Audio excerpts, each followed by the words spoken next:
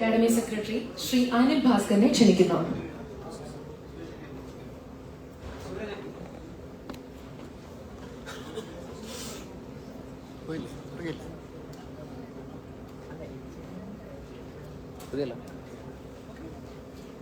പ്രിയപ്പെട്ട സുഹൃത്തുക്കളെ,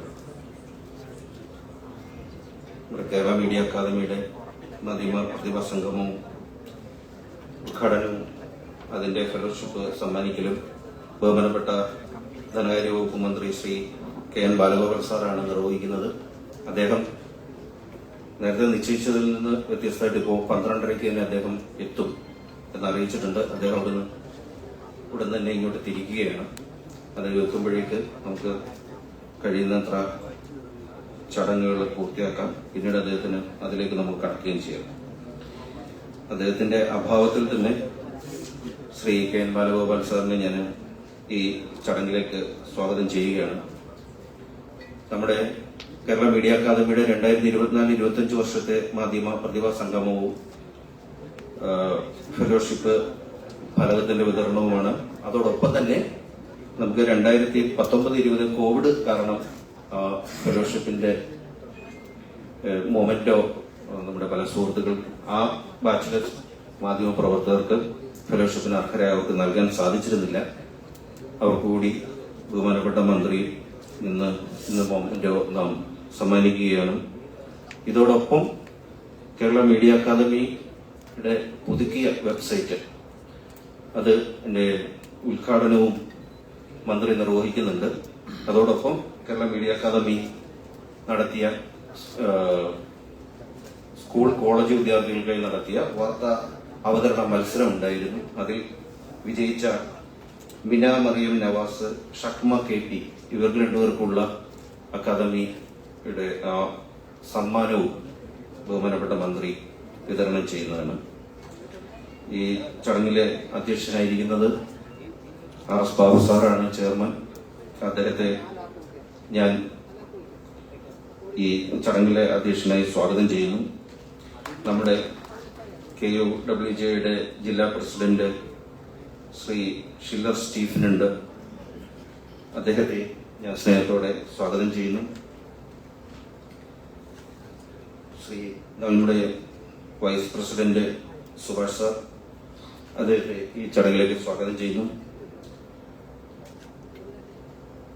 സുരേഷ് വെള്ളിമംഗലം നമ്മുടെ ഭരണസമിതി അംഗമായിരുന്നു. അദ്ദേഹത്തെയും ഈ ചടങ്ങിലേക്ക് സ്വാഗതം ചെയ്യുന്നു. നമ്മുടെ ഫെലോഷിപ്പിന് അർഹയായ ജിഷയെ ഈ ചടങ്ങിലേക്ക് സ്വാഗതം ചെയ്യുന്നു.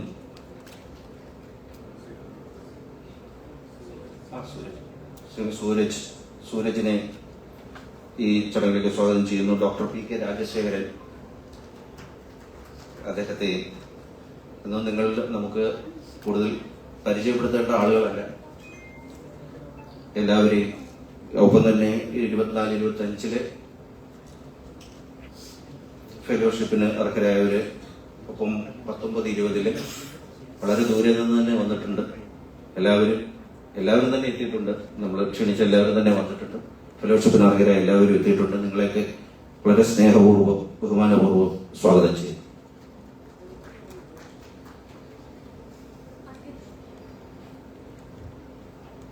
അധ്യക്ഷ പ്രസംഗത്തിനായി Shri RS Babu, media academy chairman, അദ്ദേഹത്തെ ക്ഷണിക്കുന്നു.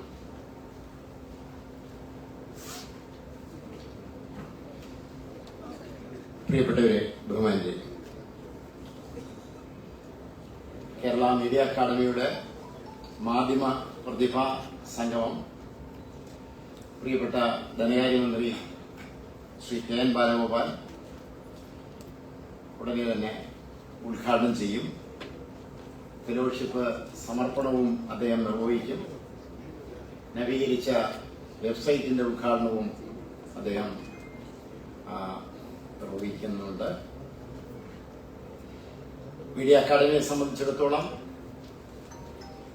ഈ മാധ്യമ ഫെലോഷിപ്പ് അക്കാദമിക്ക് മാത്രമല്ല, മാധ്യമ ലോകത്തിന് തന്നെ അഭിമാനകരമായ ഒരു കാര്യമാണ്. ഇതിന് അർഹരായ എല്ലാവരെയും അനുമോദിക്കുകയാണ്. വളരെ ആകർഷകവും അതേസമയം തന്നെ സാമൂഹ്യ പ്രതിബദ്ധതയുള്ളതുമാണ് മാധ്യമപ്രവർത്തനം. ഇതിൽ നക്ഷത്ര ശോഭയോട് തിളങ്ങുന്നവർ പോലും പിൽക്കാലത്ത് കടലാസ് തോണികൾ ഇല്ലാതാകുന്നത് പോലെ വിസ്മൃതിയിലാകുന്നു എന്ന ഒരു യാഥാർത്ഥ്യം നമ്മുടെ മുന്നിലുണ്ട്. ഇവർ മാധ്യമപ്രവർത്തകരായിരുന്നോ എന്നുള്ളത് പിൽക്കാല തലമുറയ്ക്ക് രേഖപ്പെടുത്താവുന്ന ഒരു വഴി കൂടിയായി നമ്മുടെ മാധ്യമ ഫെലോഷിപ്പ് മാറിയിട്ടുണ്ട്. ഈ മാധ്യമ ഫെലോഷിപ്പിന് 2-3 ഘടകങ്ങളുണ്ടെന്ന് കരുതുന്നു. അതില് നമ്മുടെ പ്രൊഫഷണൽ സ്കില്ലും കാര്യങ്ങൾ കണ്ടെത്താനുള്ള ഗവേഷണ മനസ്സും നമ്മുടെ ഈ ഗവേഷണത്തിന്റെ ഫലമായിട്ടുള്ള ഇതിന്റെ പ്രോഡക്റ്റുകള്, ഉൽപ്പന്നങ്ങള് വ്യത്യസ്തമാക്കുന്നുണ്ട്. ഡോക്ടർ പി കെ രാജശേഖരൻ അതുമായി ബന്ധപ്പെടുത്തിയിട്ടുള്ള കാര്യങ്ങൾ നമ്മളോട് വിശദമാക്കി. സാധാരണ നിലയിലുള്ള ഒരു വിദ്യാഭ്യാസ വിചക്ഷണരായിട്ടുള്ള ആൾക്കാർ അവർ ചെയ്യുന്ന ഗവേഷണ പ്രവർത്തനങ്ങൾക്ക് അപ്പുറത്തുള്ള ഒരു കാര്യമാണ് നമ്മൾ ചെയ്യുന്നത്. നമ്മുടെ മാധ്യമ പ്രവർത്തനത്തിൽ കുറെ കാര്യങ്ങളിൽ അതിൻ്റെതായ പരിമിതികളും കെട്ടുപാടുകളുമുണ്ട്. ഇപ്പൊ കാണുന്നുണ്ടെങ്കിൽ നമ്മുടെ കേരളത്തിലെ മലയാളത്തിലെ മാധ്യമ പ്രവർത്തനത്തെ ആസ്പദമാക്കിയാൽ ഒരു കാര്യം പറയാം. ഇന്ത്യയിൽ ഏറ്റവും കൂടുതൽ നെഗറ്റീവ് ജേർണലിസം ഉത്പാദിപ്പിക്കപ്പെടുന്ന മണ്ണ് കേരളമാണ്. ആ മണ്ണിൽ തന്നെ പോസിറ്റീവായ ജേർണലിസ്റ്റുകളുടെ ഉൽപ്പന്നങ്ങൾ കിട്ടുന്നതിനുള്ള ഒരു വഴിയാണ് ഇത്. ഇപ്പൊ തന്നെ നമ്മുടെ ഈ മാധ്യമ ഫെലോഷിപ്പ് നേരത്തെ നേടിയ ഡോക്ടർ പി കെ രാജശേഖരൻ, അദ്ദേഹത്തിന്റെ ഗവേഷണം മലയാളത്തിലെ ലിറ്റിൽ മാഗസീനുകളെ പറ്റിയുള്ളതായിരുന്നു. അതിന്റെ ഭാഗമായിട്ട് പുസ്തകം ഉണ്ടായി, അതിന് പുതിയ എഡിഷൻ ഉണ്ടായി. ഈ പുസ്തകം ഇപ്പോഴും ലിറ്റിൽ മാഗസീനെ പറ്റി അന്വേഷിക്കുന്ന, മലയാളത്തിന്റെ മാധ്യമ ചരിത്രം അന്വേഷിക്കുന്നവർ ഇപ്പോഴും മീഡിയ അക്കാദമിയുമായി ബന്ധപ്പെടുത്തിയിട്ട് ഈ പുസ്തകം വാങ്ങുന്നുണ്ട്. വിദ്യാർത്ഥികൾ, അധ്യാപകർ. ഇപ്പോ സുബേർ ഇവിടെ വന്നിട്ടുണ്ട്. സുബേറിന്റെ പത്രമുദ്ര, ആ പുസ്തകം മലയാളത്തിലെ മാധ്യമ മേഖല സാങ്കേതിക വളർച്ച എങ്ങനെ നേടി, അതിമനോഹരമായിട്ടുള്ള പുസ്തകമാണ്. അത്രമാത്രം വൈജ്ഞാനിക ഉള്ളടക്കമുള്ളതാണ് ആ പുസ്തകം. അതുപോലെ തന്നെ സുധീർനാഥ് ഇവിടെ വന്നിട്ടുണ്ട്. സുധീർനാഥിന്റെ കാർട്ടൂണിന്റെ ചരിത്രത്തെ പറ്റിയുള്ള പുസ്തകം, ബി ജയചന്ദ്രന്റെ കേരളത്തിലെ ഫോട്ടോഗ്രാഫിയുടെ ചരിത്രം, ഇതേപ്പറ്റി ഏത് കാലത്തും അന്വേഷിച്ചാൽ കണ്ടെത്താൻ കഴിയുന്ന അപൂർവങ്ങളായിട്ടുള്ള വിവരങ്ങൾ കൂടി ശേഖരിച്ചുകൊണ്ടാണ് യഥാർത്ഥത്തിൽ ഇത്തരം പുസ്തകങ്ങൾ വന്നിട്ടുള്ളത്. സാജന യൂജിന് ഈ ഫെലോഷിപ്പ് കിട്ടിയിട്ട് സാജന്റെ എങ്ങനെയാണ് മാധ്യമങ്ങൾ കർഷക സമരത്തെ അഭിമുഖീകരിച്ചത്, എങ്ങനെയാണ് അവർ റിപ്പോർട്ട് ചെയ്തത്, ആ പുസ്തകം പ്രസിദ്ധീകരിച്ചത് പി സായിനാഥാണ്. സായിനാഥ് ഈ പുസ്തകത്തിന്റെ ഉള്ളടക്കം മനസ്സിലാക്കിയിട്ട് അതിന്റെ പ്രത്യേകതകളെ പറ്റി അദ്ദേഹം പറഞ്ഞു. അത് ഏറ്റവും സംതൃപ്തി നൽകുന്ന ഒരു കാര്യം, കൈരളിയുടെ എക്സിക്യൂട്ടീവ് എഡിറ്റർ ആയിട്ടുള്ള കെ രാജേന്ദ്രൻ എഴുതിയ ടി വിയിൽ കാളിജ്യോതി കുറുപ്പന്മാരുണ്ടോ എന്നുള്ള അദ്ദേഹത്തിന്റെ പുസ്തകം കോളിളക്കം സൃഷ്ടിച്ച ഒരു പുസ്തകമാണ്. നമ്മുടെ മാധ്യമ മേഖലയിലെ ദളിത് പങ്കാളിത്തം വളരെ കണ്ണഞ്ചിപ്പിക്കുന്ന വിധത്തിൽ, ഞെട്ടിപ്പിക്കുന്ന വിധത്തിൽ കുറവാണ്. അപ്പോ കേരളം പല കാര്യങ്ങളിലും പുരോഗതിയൊക്കെ നേടിയിട്ടുണ്ട്. പക്ഷെ കേരളവും മാധ്യമ മേഖലയിൽ ദളിത് പങ്കാളിത്തത്തിൽ വളരെ പിന്നണിയിലാണ്. ഈ പ്രശ്നത്തിന് ഒരു പരിഹാരം വേണ്ടേ? ഇപ്പോഴത്തെ മന്ത്രി കേളു അദ്ദേഹം കൂടി ഇനിഷ്യേറ്റീവ് എടുത്തിട്ട് മീഡിയ അക്കാദമിയുമായിട്ട് ചേർന്നിട്ട് ട്രേസ് പ്രോഗ്രാമിന്റെ ഭാഗമായിട്ട് ഒരു 15 പേരെങ്കിലും ട്രെയിനികളാക്കുന്നതിന് വേണ്ടിയിട്ടുള്ളൊരു സ്കീം ഇപ്പൊ നടപ്പാക്കിക്കൊണ്ടിരിക്കുകയാണ്. എന്ന് പറഞ്ഞാൽ ഒരു 25 പേരുടെ ഒരു ലിസ്റ്റ് തയ്യാറാക്കിയിട്ടുണ്ട്. ഈ മാസം കൊണ്ട് തന്നെ ആ പ്രവർത്തനം അവസാനിപ്പിക്കാൻ ഒരു ഫലപ്രാപ്തിയിലേക്ക് എത്തിക്കാൻ കഴിയുമെന്നാണ് തോന്നുന്നത്. എന്ന് പറഞ്ഞാൽ നമ്മുടെ എല്ലാ മാധ്യമ സ്ഥാപനങ്ങളിലും, ടെലിവിഷനില്, അച്ചടി മാധ്യമ സ്ഥാപനങ്ങളിലെല്ലാം ഈ ട്രെയിനികളായിട്ട് ഇതിൽ നിന്ന് തെരഞ്ഞെടുത്തിട്ടുള്ള ആൾക്കാരെ നിയമിക്കാൻ പോവുകയാണ്. സർക്കാർ 15,000 രൂപ കൊടുക്കും, മാധ്യമ സ്ഥാപനങ്ങൾ 5,000 രൂപയെങ്കിലും കൊടുക്കണം. എല്ലാ മാധ്യമ സ്ഥാപനങ്ങളും ഈ കാര്യത്തിൽ സ്വാഗതാർഹമായിട്ടുള്ള ഒരു നിലപാട് സ്വീകരിച്ചിട്ടുണ്ട്. പക്ഷെ ഈ പദ്ധതി നടപ്പാക്കുമ്പോൾ നമുക്കുള്ള ഒരു നേട്ടം എന്ന് പറയുന്നത് നമ്മുടെ ഈ ഫെലോഷിപ്പ് പദ്ധതിയുടെ ഒരു ഇമ്പാക്റ്റ് ആയിട്ട് ഇത്തരം ഒരു പ്രോജക്റ്റ് നടപ്പാക്കുന്നു എന്നുള്ളതാണ്. ഇപ്പൊ നമ്മള് അതുമായി ബന്ധപ്പെടുത്തിയിട്ട് പോകുമ്പോഴത്തേക്ക് ഇനി നമ്മുടെ ഇനി വരുന്ന ഈ ഫെലോഷിപ്പിന്റെ പ്രവർത്തനങ്ങൾ നടത്തുന്ന സുഹൃത്തുക്കൾ അവർ ചെയ്യേണ്ടി വരുന്ന കാര്യത്തിൽ ഇന്നലെ വരെ ചെയ്തതിൽ നിന്നും വ്യത്യസ്തമായ ചില കാര്യങ്ങൾ കൂടി ചെയ്യാൻ പറ്റുമോ? ഷിജു സുധൻ അതാണ് നമ്മളുടെയൊക്കെ സൂചിപ്പിക്കുന്നത്. നമുക്ക് തരുന്ന ഒരു വെളിച്ചം ഈ ഷിജു സുധന്റെ ക്ലാസ്സിൽ ലഭിക്കുമെന്നാണ് കരുതുന്നത്.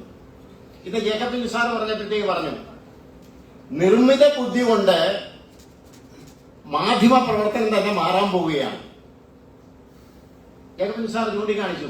എന്ന് പറഞ്ഞാൽ ഇന്നലെ വരെ മാധ്യമ പ്രവർത്തനം എന്ന് പറഞ്ഞാൽ ഒരു ക്രൈം നടന്നാൽ ആ ക്രൈം റിപ്പോർട്ട് ചെയ്യുക എന്നുള്ളതാണ്. നാളെ സംഭവിക്കാൻ പോകുന്നത് ജവഹർ നഗറിൽ നാളെ രാവിലെ 10 മണിക്ക് ഒരു കൊലപാതകം നടക്കും. ഈ ആർട്ടിഫിഷ്യൽ ഇന്റലിജൻസ് നേരത്തെ റിപ്പോർട്ട് ചെയ്യും. ഇവിടെ ഒരു കളവ് നടക്കും. പോലീസിന് ഇതിന്മേലുള്ള ഈ ന്യൂഡൽഹി സിനിമയൊക്കെ പുതിയ രൂപത്തിലേക്ക് വരുന്ന ഒരു കാലത്തിലേക്കാണ് നമ്മൾ കിടക്കുന്നത്. അതാണ് ജേക്കബ് നിസാർ പറഞ്ഞത്. ജേക്കബ് നിസാറും നമ്മളെ ഞങ്ങളെപ്പോലുള്ള മുതിർന്നവരും ഒക്കെ മൺമറഞ്ഞാലും നിങ്ങൾക്ക് ഈ വരുന്ന മാറ്റത്തിന്റെ കാലത്തെ കാണാൻ പറ്റും. നിങ്ങൾ അതിന്റെ ആ കാലത്തിന്റെ ആൾക്കാരായിട്ട് ഉണ്ടാകും. അപ്പൊ അത്രയും കാര്യങ്ങൾ വരുമ്പോഴത്തേക്ക് നമ്മുടെ ഈ പറഞ്ഞ ഇന്നലെ വരയ്ക്ക് ഇപ്പൊ ഒരു പുസ്തകമായിട്ടാണ് വരുന്നത്. ഓഡിയോ ബുക്കാക്കാം, വീഡിയോ ആക്കാം, പുതിയ ഫോർമാറ്റിലേക്ക് കൂടി ഈ കാര്യങ്ങൾ എത്തിക്കാം. അതിനുള്ള ഒരു വഴി കൂടി തുറക്കുന്നതാണ് നമ്മുടെ ഈ വർക്ക്ഷോപ്പ്. മീഡിയ അക്കാദമിയെ സംബന്ധിച്ചിടത്തോളം ഇന്ന് വരുന്നതിനകത്ത് നമ്മുടെ നവീകരിച്ച വെബ്സൈറ്റ് കൂടി വരികയാണ്. പുതിയ വെബ്സൈറ്റിന്റെ ഒരു ഗുണം ഇത് മലയാളത്തിന്റെ മാധ്യമ ചരിത്രത്തിന്റെ വൈജ്ഞാനിക ശേഖരമാണ്. മലയാളിയുടെ മാധ്യമ പ്രവർത്തനം എന്ന് പറഞ്ഞാൽ നമുക്ക് ഏവർക്കും അഭിമാനിക്കാവുന്നതാണ്. ഇന്നലത്തെ മാധ്യമ പ്രവർത്തകരാരായിരുന്നു, ഇന്നത്തെ മാധ്യമ പ്രവർത്തകരാരാണ്, ഈ കാര്യങ്ങൾ നമുക്ക് ഗ്രഹിക്കുന്നതിന് ഈ വെബ്സൈറ്റ് വളരെ ഉപകരിക്കുന്നതായിരിക്കും. ഇതിനകത്ത് ഒരു ഭാഗം വരുന്നത് മൈ സ്റ്റോറി എന്ന് പറഞ്ഞിട്ട് നമ്മുടെ മാധ്യമ പ്രവർത്തകർ തന്നെ അവരുടെ അനുഭവങ്ങൾ വിവരിക്കുന്ന ഒരു കാര്യം ചെയ്യുന്നുണ്ട്. അതിന് പ്രധാനമായിട്ടും അതിന്റെ കാര്യങ്ങൾക്ക് ചുമതല ഏറ്റെടുത്ത കാര്യങ്ങൾ ചെയ്യുന്നത് PV മുരുകനാണ്. ഇപ്പൊ തന്നെ ഒരു 56 പേരുടേതായി, ഒരു 100 പേരുടേത് ഏതാനും സമയത്തിനുള്ളിൽ തന്നെ പൂർത്തീകരിക്കും. എന്തൊക്കെയാണ് നമ്മൾ ഓരോരുത്തരും ചെയ്തിട്ടുള്ളത് എന്നുള്ളത് രേഖപ്പെടുത്തുന്ന ഒരു നല്ല സംഭവമാണ്. ഇത്തരത്തിലുള്ള ഒരുപാട് മെറ്റീരിയൽസ് ഉൾപ്പെടുന്നതാണ്. എന്തായിരുന്നാലും മലയാള മാധ്യമ ചരിത്രം മനസ്സിലാക്കാൻ ഉപകരിക്കുന്നതായിരിക്കും ഈ വെബ്സൈറ്റ്. ഇതിന്റെയും ഉദ്ഘാടനം ഇന്നിവിടെ നിർവഹിക്കും. ഊരാളുങ്കൽ കോപ്പറേറ്റീവ് സൊസൈറ്റിയാണ് അതിന് സാങ്കേതികമായിട്ടുള്ള ഉപദേശങ്ങളും കാര്യങ്ങളുമെല്ലാം നിർവഹിച്ചിട്ടുള്ളത്. ഞങ്ങളുടെ സെക്രട്ടറി അനിൽ ഭാസ്കർ ഉണ്ട്. അതുപോലെ തന്നെ ഇതിനു വേണ്ടിയിട്ട് IT വിഭാഗത്തിന്റെ ചുമതല വഹിക്കുന്ന ലക്ഷ്മിയുണ്ട്, ശ്രീജയുണ്ട്, അനിൽ പരമേശ്വരനുണ്ട്. കുറച്ചുപേർ ഇതുമായിട്ട് ബന്ധപ്പെടുത്തിയിട്ട് നല്ല രൂപത്തിൽ ഞങ്ങളുടെ CL തോമസ് ആണ് ഇപ്പോൾ ഇൻസ്റ്റിറ്റ്യൂട്ടിന്റെ ഡയറക്ടർ. CL തോമസിന്റെ പങ്കാളിത്തമുണ്ട്. ഇതെല്ലാവരുടെയും കൂടി പങ്കാളിത്തത്തോടുകൂടിയിട്ടാണ് ഈ വെബ്സൈറ്റ് നവീകരിച്ചിട്ടുള്ളത്. അതിനെയും നിങ്ങൾ സ്വാഗതം ചെയ്യണം. എന്തായിരുന്നാലും നിങ്ങൾ ഒരു കാര്യം ചെയ്യേണ്ടി വരുന്നത്, നമ്മള് വളരെ സീരിയസ് ആയിട്ട് ഇത്തവണത്തെ ഫെലോഷിപ്പിനെ നമ്മൾ കൈകാര്യം ചെയ്യണം. ഈ ഫെലോഷിപ്പ് വഴിയിൽ ഉപേക്ഷിച്ചിട്ട് പോകരുത്, അത് പൂർത്തിയാക്കണം എന്നുള്ള അഭ്യർത്ഥനയാണ് നടത്താനുള്ളത്. ഞാൻ എൻ്റെ വാക്കുകൾ ഉപസംഹരിക്കുന്നു. നന്ദി, നമസ്കാരം.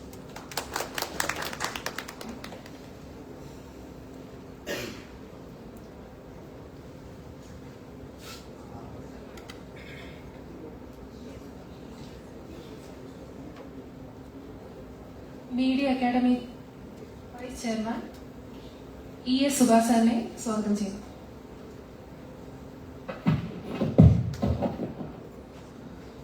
പ്രിയപ്പെട്ട അധ്യക്ഷൻ, കേരള മീഡിയ അക്കാദമിയുടെ ചെയർമാൻ ശ്രീ RS ബാബു, വേദിയിലും സദസ്സിലുമുള്ള പ്രിയപ്പെട്ടവരെ, മീഡിയ അക്കാദമിയുടെ ഫെലോഷിപ്പിന് അർഹരായ എല്ലാ പ്രിയപ്പെട്ട സഹപ്രവർത്തകരെ, സുഹൃത്തുക്കളെ, കേരള മീഡിയ അക്കാദമിയെ സംബന്ധിച്ചിടത്തോളം വളരെയധികം സന്തോഷമുള്ളൊരു ദിവസമാണ്. കാരണം മീഡിയ അക്കാദമിയുടെ ഫെലോഷിപ്പിന് അർഹമായ 2 ബാച്ച് ആൾക്ക് ഇന്ന് മീഡിയ അക്കാദമിയുടെ ഫെലോഷിപ്പ് വിതരണം ചെയ്യുകയാണ്. 2019 കാലത്ത് ഇവിടെ പറഞ്ഞു, കുറെ കാലമായി പെൻഡിംഗ് ആയി നിൽക്കുന്നത്, കോവിഡ് കാലത്ത് നൽകാൻ കഴിയാതിരുന്നതാണ്. പിന്നെ പല കാരണങ്ങൾ കൊണ്ട് വൈകിപ്പോയി. എന്തായാലും അതുകൂടി ഇന്ന് നൽകാൻ കഴിയുന്നു എന്നുള്ളത് വളരെ സന്തോഷമുള്ള കാര്യമാണ്. കേരള മീഡിയ അക്കാദമിയെ സംബന്ധിച്ചിടത്തോളം കഴിഞ്ഞ കുറച്ച് വർഷങ്ങളായിട്ട് മാധ്യമ മേഖലയിൽ നടത്തുന്ന ഇടപെടലുകൾ നമ്മൾക്ക് എല്ലാവർക്കും അറിയാവുന്നതാണ്. വളരെ വ്യത്യസ്തമായ രീതിയിൽ പുതിയ നൂതന സാങ്കേതിക വിദ്യകളെ സംബന്ധിച്ചെല്ലാം തന്നെ മാധ്യമ പ്രവർത്തകർക്ക് വേണ്ട വിവരങ്ങൾ നൽകുന്നതിനും അവരെ പുതിയ കാലഘട്ടത്തിനനുസരിച്ച് അവരുടെ പ്രവർത്തനങ്ങളിൽ മാറ്റങ്ങൾ വരുന്നതിനും ഉതകുന്ന രീതിയിലാണ് മീഡിയ അക്കാദമി വിവിധ പദ്ധതികൾ ആവിഷ്കരിച്ചുകൊണ്ടിരിക്കുന്നത്. മീഡിയ അക്കാദമിയുടെ നേതൃത്വം നടക്കുന്ന കൊച്ചിയിൽ നടന്ന ആഗോള മാധ്യമ സംഗമം നിങ്ങൾക്ക് എല്ലാവർക്കും അറിയാം. വളരെയധികം ശ്രദ്ധ പിടിച്ചു പറ്റിയിട്ടുള്ള ഒരു ആഗോള മാധ്യമ സംഗമമാണ് കൊച്ചിയിൽ നടത്തിയത്. അത്തരത്തിൽ തന്നെ വിവിധങ്ങളായിട്ടുള്ള ഇടപെടലുകൾ മാധ്യമ രംഗത്ത് നടത്തിക്കൊണ്ടിരിക്കുകയാണ് കേരള മീഡിയ അക്കാദമി. അതിന്റെ ഒരു ഭാഗമായിട്ട് കൊണ്ട് തന്നെയാണ് ഇന്നിപ്പോൾ നടക്കുന്ന ഈ ഫെലോഷിപ്പ് വിതരണവും അതിനോടനുബന്ധിച്ചുള്ള AI സംബന്ധിച്ച് ഏറ്റവും കാലഘട്ടത്തിൽ ഏറ്റവും നൂതന സാങ്കേതിക വിദ്യ എന്ന് തന്നെ നമുക്ക് പറയാം. നമ്മളെല്ലാം അത്ഭുതപ്പെടുന്ന വിധത്തിലാണ് നമ്മൾ ഈ സാങ്കേതിക വിദ്യ പ്രയോഗിച്ചുകൊണ്ടിരിക്കുന്നത്. അതിന്റെ ഗുണങ്ങൾ, അതിന്റെ ദോഷവശങ്ങളെ കുറിച്ചുള്ള രാവിലെ നമ്മുടെ ജേക്കബ് സാർ ഇവിടെ പറഞ്ഞു. ഗുണവശങ്ങളെ കുറിച്ച് നമ്മുടെ ഇവിടെ ക്ലാസ് എടുത്തുകൊണ്ടിരിക്കുകയാണ്. ഇനിയും ക്ലാസ്സുകൾ തുടരും. എന്തായാലും മാധ്യമ പ്രവർത്തകർക്ക് വളരെ പ്രയോജനകരമായിട്ടുള്ള ഒരു ക്ലാസ്സാണ് AI സംബന്ധിച്ചത്. മീഡിയ അക്കാദമി നേരത്തെ തന്നെ 2-3 ജില്ലകളിൽ നമ്മളത് നടത്തുകയുണ്ടായി. കോഴിക്കോടും കാസർഗോഡ്, തൃശ്ശൂർ എല്ലാം തന്നെ ഇത്തരത്തിലുള്ള ക്ലാസ് വീണ്ടും അത്തരത്തിൽ മാധ്യമ പ്രവർത്തകർക്ക് വേണ്ടി തന്നെ AI സംബന്ധിച്ചുള്ള ക്ലാസുകൾ നടത്താൻ തീരുമാനിച്ചിരിക്കുകയാണ്. അത്തരത്തിൽ വളരെ മാധ്യമ മേഖലയിൽ വളരെ ഫലപ്രദമായാണ് മീഡിയ അക്കാദമി ഇടപെട്ടുകൊണ്ടിരിക്കുന്നത്. അത്തരം ഇടപെടലുകൾക്കും നിങ്ങളെല്ലാവരുടെയും സഹായവും പിന്തുണയും ഉണ്ടാവണം എന്നൊരിക്കൽ കൂടി അഭ്യർത്ഥിച്ചുകൊണ്ട് ഇവിടെ ഇന്ന് ഈ ഫെലോഷിപ്പിന് അർഹരായ എല്ലാവരെയും അഭിനന്ദിച്ചുകൊണ്ട് നിർത്തുന്നു. നന്ദി. ഇനി സംസാരിക്കാനായി KUWJ തിരുവനന്തപുരം ജില്ലാ പ്രസിഡന്റ് ശ്രീ ഷില്ല സ്റ്റീഫനെ ക്ഷണിക്കുന്നു.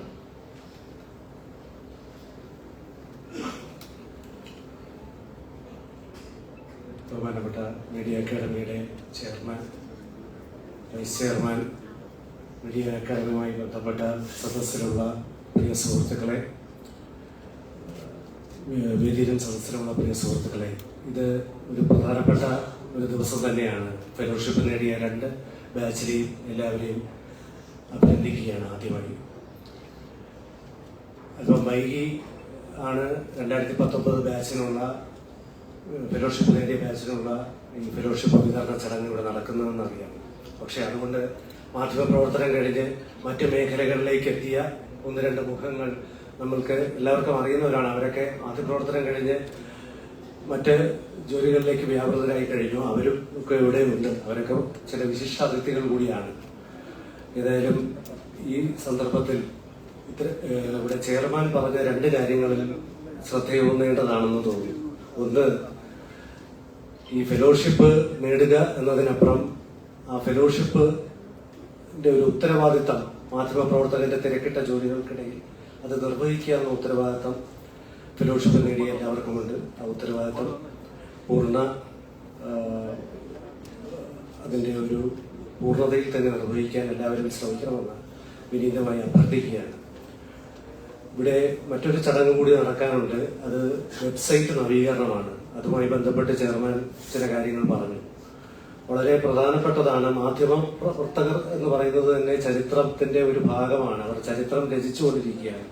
ചരിത്രം എങ്ങനെയാണ് രചിക്കുന്നത് എന്നത് സംബന്ധിച്ച് പല തർക്കങ്ങളോ അല്ലെങ്കിൽ അതിനെപ്പറ്റിയൊക്കെ പല ചർച്ചകളും നടക്കുന്നുണ്ട്. എങ്കിൽ പോലും ആ മാധ്യമ പ്രവർത്തകരുടെ യഥാർത്ഥ അവർ കടന്നുപോയ ആ ഒരു കാലയളവിനെ കുറിച്ച്, മാധ്യമ പ്രവർത്തകരെ കുറിച്ചുള്ള ഒരു ചരിത്രം രേഖപ്പെടുത്തുന്ന ഒരു വീഡിയോ ഒട്ടേറെ 100 പേരോളം അവരുടെ മാധ്യമ പ്രവർത്തകരുടെ ഒരു ചരിത്രം രേഖപ്പെടുത്തുന്ന ഒരു പ്രക്രിയ അക്കാദമി തുടങ്ങി വെച്ചിട്ടുണ്ട്. ആ പ്രക്രിയ ഇപ്പൊ നടന്നുകൊണ്ടിരിക്കുകയാണ്. 56ഓളം പേരുടേതായി എന്ന് പറഞ്ഞു. അത് വളരെ സൂക്ഷ്മതയോടുകൂടിയും വളരെ ശ്രദ്ധാപൂർവം നിർവഹിക്കേണ്ടതാണ്. അത് വിജയകരമാകട്ടെ എന്ന് ആശംസിക്കുന്നു. അതിൽ ആരെയും വിട്ടുപോകാതെ കൂടുതൽ ആളുകളെ കണ്ടെത്തി വളരെ ഭംഗിയായ രീതിയിൽ അത് വെബ്സൈറ്റിൽ കൊടുക്കുന്നതോടൊപ്പം ആളുകൾക്ക് അത് വളരെ എളുപ്പത്തിൽ കാണാനുള്ള ഒരു സൗകര്യവും ഒരുക്കുന്ന തരത്തിൽ അത് എത്രയും പെട്ടെന്ന് ഫലപ്രാപ്തിയിൽ എത്തട്ടെ എന്ന് ആശംസിച്ചുകൊണ്ട് ഈ ചടങ്ങിന് ഇന്ന് ഫെലോഷിപ്പ് നേടി ഇവിടെ പങ്കെടുത്ത എല്ലാവർക്കും ആശംസകൾ നേർന്നുകൊണ്ട് നിർത്തുന്നു. നന്ദി, നമസ്കാരം. ഇനി മുതിർന്ന മാധ്യമ പ്രവർത്തകനും എഴുത്തുകാരനുമായ ഡോക്ടർ PK രാജശേഖരൻ സാറിനെ ക്ഷണിക്കുന്നു.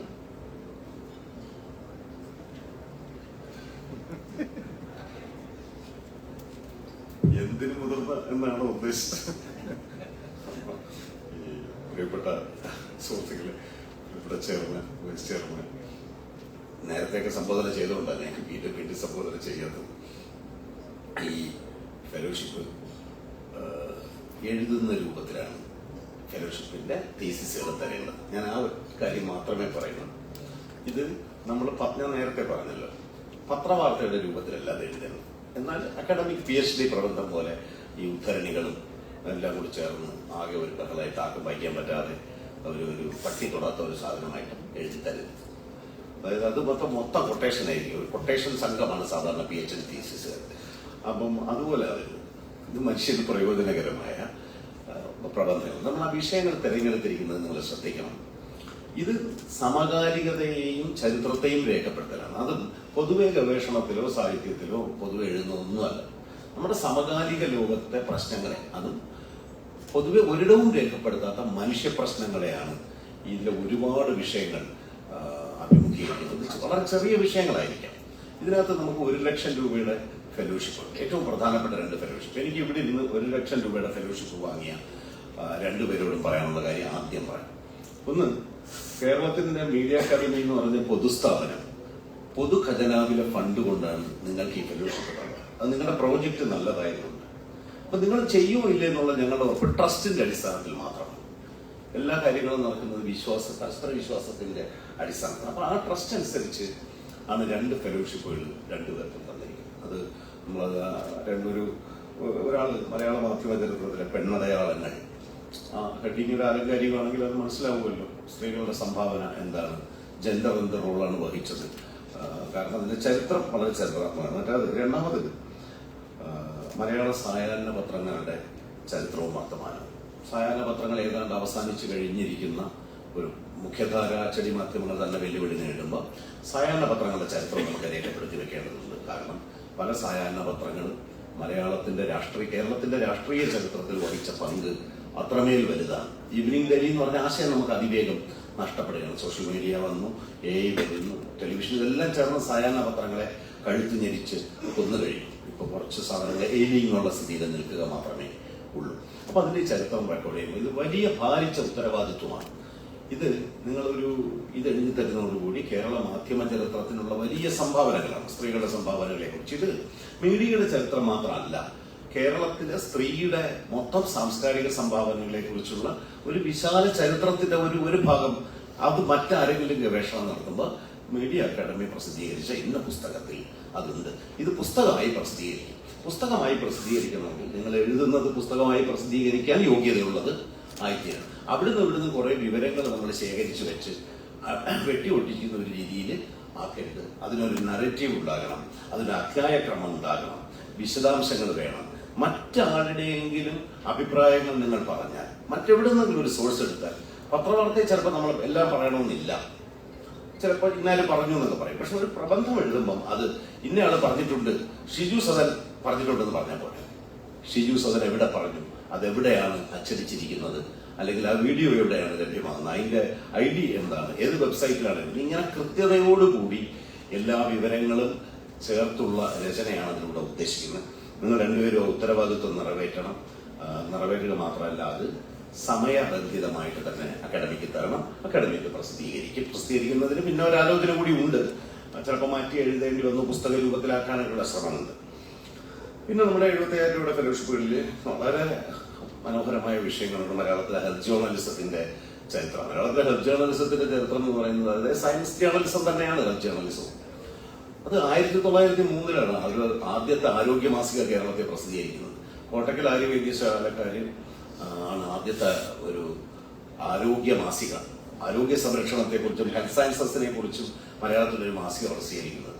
അതായത് 1903 മുതലുള്ള 122 വർഷത്തെ ചരിത്രമുണ്ട് കേരളത്തിലെ ഹെൽത്ത് ജേർണലിസത്തിന്. അപ്പൊ അതിന്റെ ചരിത്രം റെക്കോർഡ് ചെയ്യുന്ന ഒരു വിഷയമുണ്ട്. Travel journalism. ഈ ട്രാവൽ റൈറ്റിംഗ് എന്ന് പറയുന്നത് ഇന്ന് ഏറ്റവും കൂടുതൽ ആളുകൾക്ക് പ്രിയപ്പെട്ട ഒന്നാണ്. എസ്കേപ്പറ്റക്കാട്ടാണ് നമ്മളെ സംബന്ധിച്ച ട്രാവൽ റൈറ്റിംഗ് എന്ന് പറയുന്നത്. പക്ഷെ മലയാള ഗദ്യത്തിന്റെ ഈ നരേറ്റീവ്, ആഖ്യാനകം തന്നെ രൂപപ്പെടുത്തിയത് ട്രാവൽ നരേറ്റീവുകളാണ്.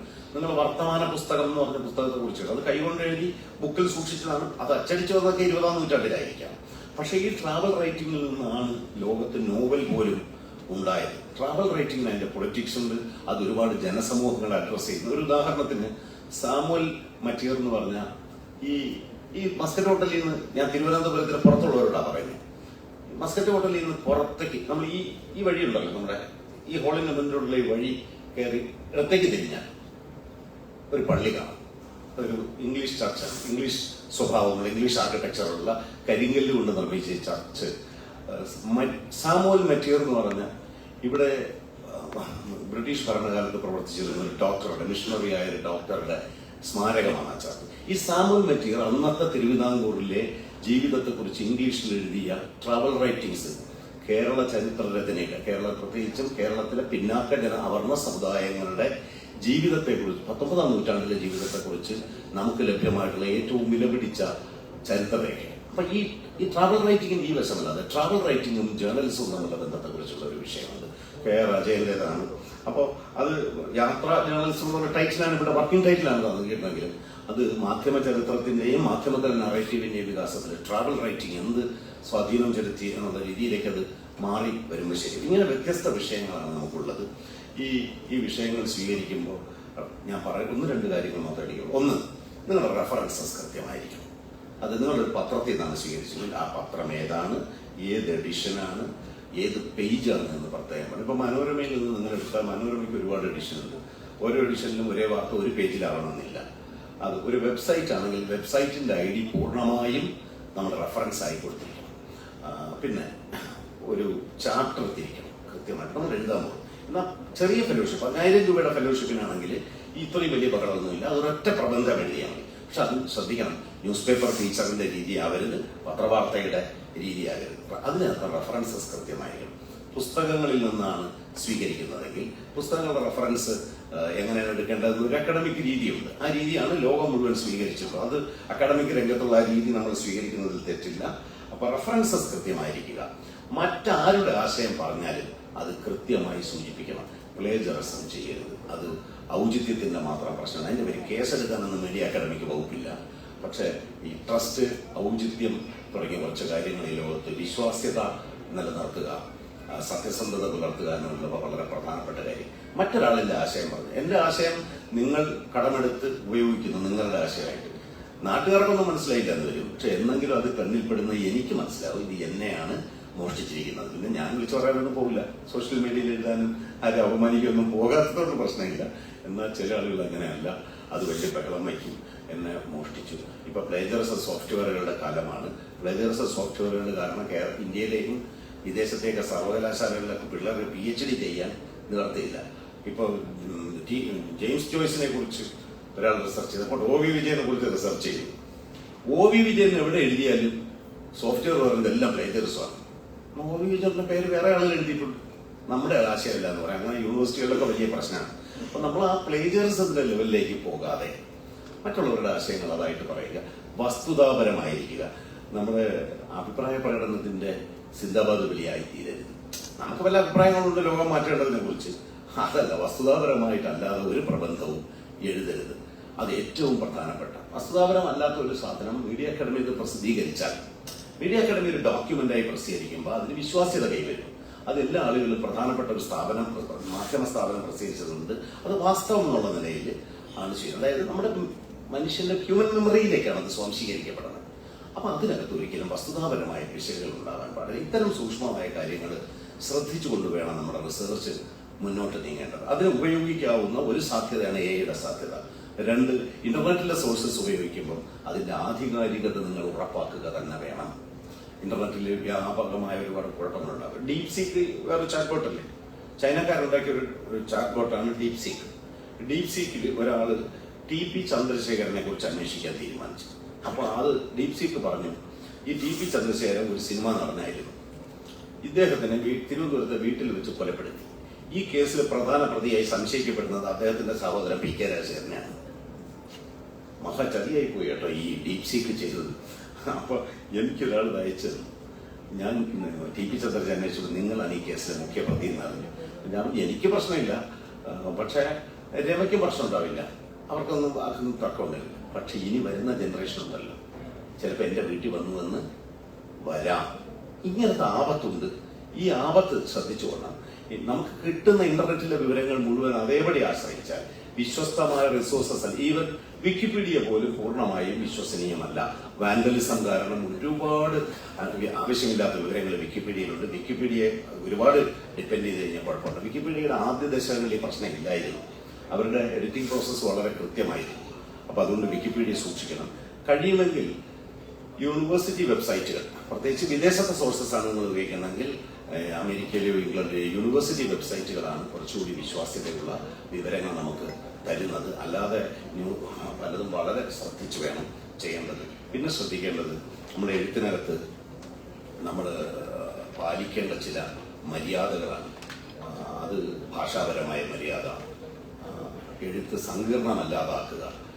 വളരെ പത്രപ്രവർത്തകരോട്, മാധ്യമപ്രവർത്തകരോട് അത് പറഞ്ഞു തരേണ്ടതില്ല. അവർ വളരെ ലളിതമായിട്ടായിരിക്കും വിവരങ്ങൾ ഉണ്ടാവുക. ഇതെന്തായാലും നിങ്ങൾ ഈ ഫെലോഷിപ്പ് ചെയ്യാൻ പോകുന്നതിന് മുമ്പ് നിങ്ങൾ തന്ന, നമ്മൾ പരിശോധിച്ച ഫെലോഷിപ്പുകളിൽ വളരെ വേഗമായിട്ടുള്ള ഇതാണ്. വളരെ 1-2 പേര് മാത്രമേ വളരെ കടഞ്ഞെടുത്ത പ്രപ്പോസൽസ് തന്നിട്ടുള്ളൂ, സിനോപ്സിസ്. നിങ്ങൾ തന്നെ ഒന്നുകൂടി സിനോപ്സിസ് വർക്ക് ചെയ്യുക, ചാപ്റ്റർ ഡിവൈഡ് ചെയ്യുക. 75,000 വരെയുള്ള ഫെലോഷിപ്പുകാരോട് പറയുന്നു. ചാപ്റ്റർ ഡിവൈഡ് ചെയ്ത് മാത്രമേ മുന്നോട്ട് പോകും. ഒരു ആമുഖാധ്യായം ഉണ്ടാകണം. അത് നമ്മുടെ വിഷയം ഇൻട്രൊഡ്യൂസ് ചെയ്യുകയാണ്. പിന്നെ ഈ വിഷയത്തിൽ വരുന്ന കാര്യങ്ങളെ 1, 2, 3 ചാപ്റ്റർ അല്ലെങ്കിൽ 4 ചാപ്റ്റർ വരെയായിട്ട് വിശദീകരിക്കുക. ഓരോ ചാപ്റ്ററിന് പ്രത്യേക ഹെഡിങ് ഉണ്ടാകണം. അതിന്റെ അവസാനത്തെ ചാപ്റ്റർ അതൊരു കൺക്ലൂഷൻ ആയിരിക്കണം, ഉപസംഹാരം എന്ന് പറയുന്നത്.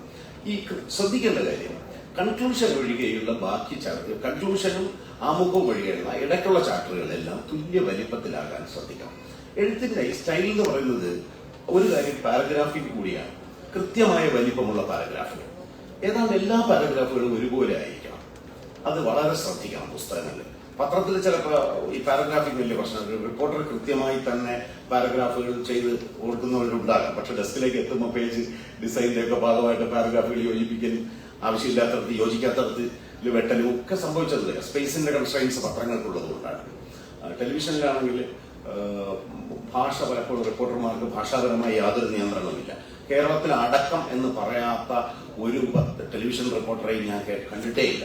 ഇവരടക്കം പറഞ്ഞുകൊണ്ടേയിരിക്കുക രാവിലെ മുതൽ. അടക്കവും സാഹചര്യം ഭയങ്കര സാഹചര്യത്തിൽ എന്നൊക്കെ പറഞ്ഞു കളയും. ഒരു അപകടം ദുരന്തം നടന്നപ്പോൾ പറയുന്നത് പോലീസ് അടക്കം അങ്ങോട്ട് പോയിട്ടുണ്ട്. പിന്നെ പോലീസിന്റെ ജോലി എന്തോന്നു, ഈ ദുരന്തമൊക്കെ നടക്കുമ്പോൾ അവിടെ പോകില്ല എന്ന് അവര് വരെ പോയി എന്നാ പറയുന്നത് അടക്കം. അപ്പൊ ഇത്ര ക്ലിഷകൾ ഒഴിവാക്കുക, വളരെ നല്ല തെളിമയുള്ള നല്ല ഭാഷയിൽ മാത്രം എഴുതുക.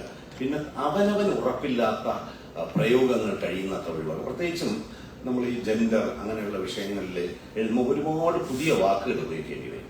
ഈ പുതിയ വാക്കുകൾ ഉപയോഗിക്കുമ്പോൾ ശ്രദ്ധിക്കേണ്ട കാര്യം, ഈ വാക്കുകൾ സർവ്വസ്വീകാര്യത ഉള്ളതായിരിക്കണം. അല്ലെങ്കിൽ നമ്മളൊരു പുതിയ സംജ്ഞ ഇംഗ്ലീഷിൽ നിന്നോ മറ്റോ ഉള്ള ഒരു വാക്കിന് പുതിയ ഒരു കോൺസെപ്റ്റിന് ഒരു പുതിയ വാക്ക് ഉപയോഗിക്കുകയാണെങ്കിൽ എന്തുകൊണ്ടാണ് അത് ഉപയോഗിച്ചത് എന്ന് വിശദീകരിക്കുന്നതായിരിക്കണം. കാരണം നാളെ മറ്റുള്ളവർക്ക് പ്രയോജനപ്പെടണം. പിന്നെ അതിനകത്തൊരു അത് വ്യാകരണബദ്ധം കൂടി ആയിരിക്കണം. അതായത് ഭാഷയ്ക്ക് അംഗീകരിക്കാൻ കഴിയുന്നതായിരിക്കും, അല്ലാതെ വിപരീതാർത്ഥം വന്നു പോകരുത്.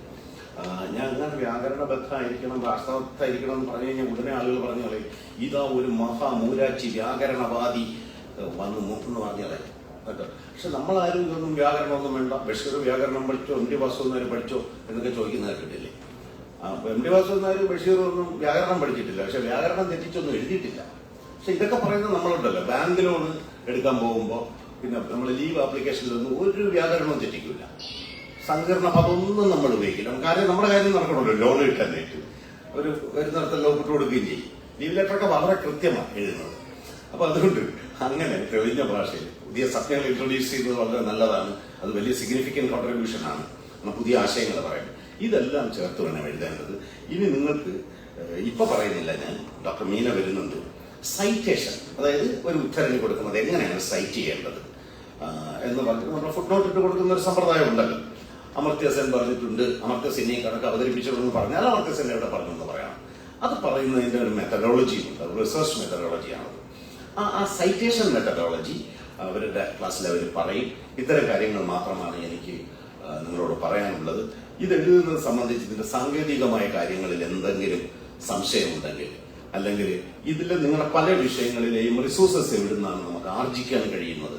ഇനി വലിയൊരു പ്രശ്നമുണ്ട്, വലിയ നമ്മുടെ ഒരു ആവേശത്തിനും വിഷയമെല്ലാം എഴുതി പ്രപ്പോസലെല്ലാം കൊടുത്ത് മീഡിയ അക്കാദമി അത് സമ്മതിച്ചിരുന്നു നിങ്ങൾക്ക്. ഇനി ഇത് എഴുതാൻ തുടങ്ങുമ്പോൾ അടുത്ത പ്രശ്നം എന്താ പറയുക, ഇതിനാവശ്യമായ സാധനം വേണ്ടേ? ഇതെവിടുന്ന് കിട്ടും? ഞാൻ ഒരു വിപ്ലവത്തിന് വേണ്ടി എഴുതി പോവുകയും ചെയ്ത് ഇനി കണക്ക് റിച്ചാർഡ് മന്ന സമുദായം എഴുതി വെച്ചിട്ട് കാര്യമില്ല. സാധനം എവിടെയൊക്കെ എന്തൊക്കെ മെറ്റീരിയൽ കിട്ടും, നമുക്ക് എങ്ങനെ അവൈലബിൾ ആണ്, എവിടെ നിന്നൊക്കെ സംഘടിപ്പിക്കാൻ പറ്റും, ഏതൊക്കെ ലൈബ്രറികൾ ഉപയോഗിക്കാം എന്നെല്ലാം അറിയണം.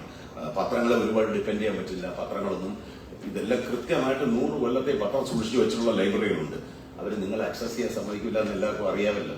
മനോരമയിലോട്ടൊന്നും ചെന്ന് അടുക്കാൻ പറ്റില്ല. മാതൃഭൂമിയെ പിന്നെ റിസർച്ചേഴ്സിനെ ഒന്ന് പ്രൊഫസർ ദേശാഭിമാനിയുടെ കാര്യം അങ്ങനെ അറിയാം ഇല്ല. അപ്പൊ അതുകൊണ്ട് അല്ല, ഇവിടെ ഇല്ലെന്നാണ്, തിരുവനന്തപുരത്തില്ലെന്നാണ് ഉദ്ദേശിച്ചത്. അപ്പൊ അതുകൊണ്ട് ലൈബ്രറികൾ എങ്ങനെ ഉപയോഗിക്കാം. പിന്നെ ഇനിയിപ്പം കേരളത്തിൽ ലൈബ്രറികളൊക്കെ ഏതാണ് ന്യൂസ് പേപ്പർ കളക്ഷൻ അവസാനിപ്പിക്കുക, സൂക്ഷിച്ചു വയ്ക്കാൻ പറ്റില്ല. ബ്രിട്ടനിലെ തന്നെ ചില ലൈബ്രറികളൊക്കെ ഈ ഇൻക്ലൂഡിംഗ് ബ്രിട്ടീഷ് ലൈബ്രറി അവരുടെ ഒരു 150 കൊല്ലമായിട്ടുള്ള ന്യൂസ് പേപ്പറുടെ കളക്ഷൻ ഉപേക്ഷിക്കുകയാണ്. റോഡ് പണിക്കാണ് അത് ഉപയോഗിക്കുന്നത് എന്ന് കൂടി നിങ്ങൾ അറിയണം. റോഡിലൊക്കെ വലിയ കുഴി നികത്താനായിട്ട് ഈ ബൗണ്ടഡ് ബോളിൽ കൊണ്ട് ഇങ്ങനെ ഇട്ട് നിറച്ചിട്ടാണ് ഇത് ചെയ്യുന്നത്. അങ്ങനെ അമേരിക്കയിലൊക്കെ പല ലൈബ്രറികൾ ചെയ്തു കഴിഞ്ഞു, ഡിജിറ്റൈസേഷൻ വരുന്നുണ്ട്. അതുകൊണ്ട് റിസോഴ്സസ് പരിമിതമായ വിഷയങ്ങളുള്ളവർ അതെങ്ങനെ ആർജിക്കണം. എന്തെങ്കിലും സംശയം ഉണ്ടെങ്കിൽ നിങ്ങൾക്ക് എന്നോട് ചോദിക്കാവുന്നതാണ്. എനിക്ക് അറിയുമെങ്കിൽ ഞാൻ പറഞ്ഞു തരും. അതിന് ചില മെത്തേഡുകളുണ്ട്. ഇതിൽ കൂടുതലൊന്നും എനിക്ക് പറയാനില്ല. എന്ത് സംശയം ഉണ്ടെങ്കിലും ചോദിക്കാവുന്നതാണ്. ഞാൻ ഒന്നുകൂടി ചെയർമാൻ പറഞ്ഞത് ഏറ്റു പറയട്ടെ, എഴുതി തരണം. മനസ്സിലായില്ലേ? ആളെ പറ്റിക്കരുത് പത്രക്കാർ. നിങ്ങൾ മാധ്യമ പ്രവർത്തകരാണ് എന്ന് പറഞ്ഞിട്ട് പറഞ്ഞ വാക്കിന് വില വേണം എന്നുള്ള എപ്പോഴും എല്ലാവരും ഓർത്തുകൊള്ളണം. ഇത്രയും മാത്രമേ പരിശീലനം പറഞ്ഞല്ലേ ഇത് എഴുതരണമെന്ന്. അങ്ങനെ എല്ലാവരും പറഞ്ഞുകൊണ്ടിരിക്കുകയാണ്. അപ്പൊ തന്നെ പലരും എഴുതി തരുന്നില്ല എന്നുള്ള നഗര സത്യം നിങ്ങൾക്ക് വെളിപ്പെട്ടല്ലോ. നമ്മുടെ ഇതെല്ലാം മാധ്യമപ്രവർത്തകരാണ്. ബാബു ഏറ്റവും മുതിർന്ന മാധ്യമപ്രവർത്തകരാണ് ഇവിടെ ചെയർമാൻ. അപ്പോ മറ്റു സ്ഥാപനങ്ങളെ പോലെ പോലീസ് മുറി നോട്ടീസ് അയക്കാനൊന്നും പറ്റില്ല. ഒരു ട്രസ്റ്റിന്റെയും പരസ്പരമായ ബഹുമാനത്തിന്റെയും സർവോപരി മനുഷ്യാന്തസ്സിന്റെ അടിസ്ഥാനത്തിൽ ഈ കാര്യം ചെയ്യണമെന്ന് മാത്രം പറഞ്ഞുകൊണ്ട് ഞാൻ എന്റെ വാക്കുകൾ അവസാനിപ്പിക്കുന്നു. നിങ്ങൾക്ക് നമസ്കാരം.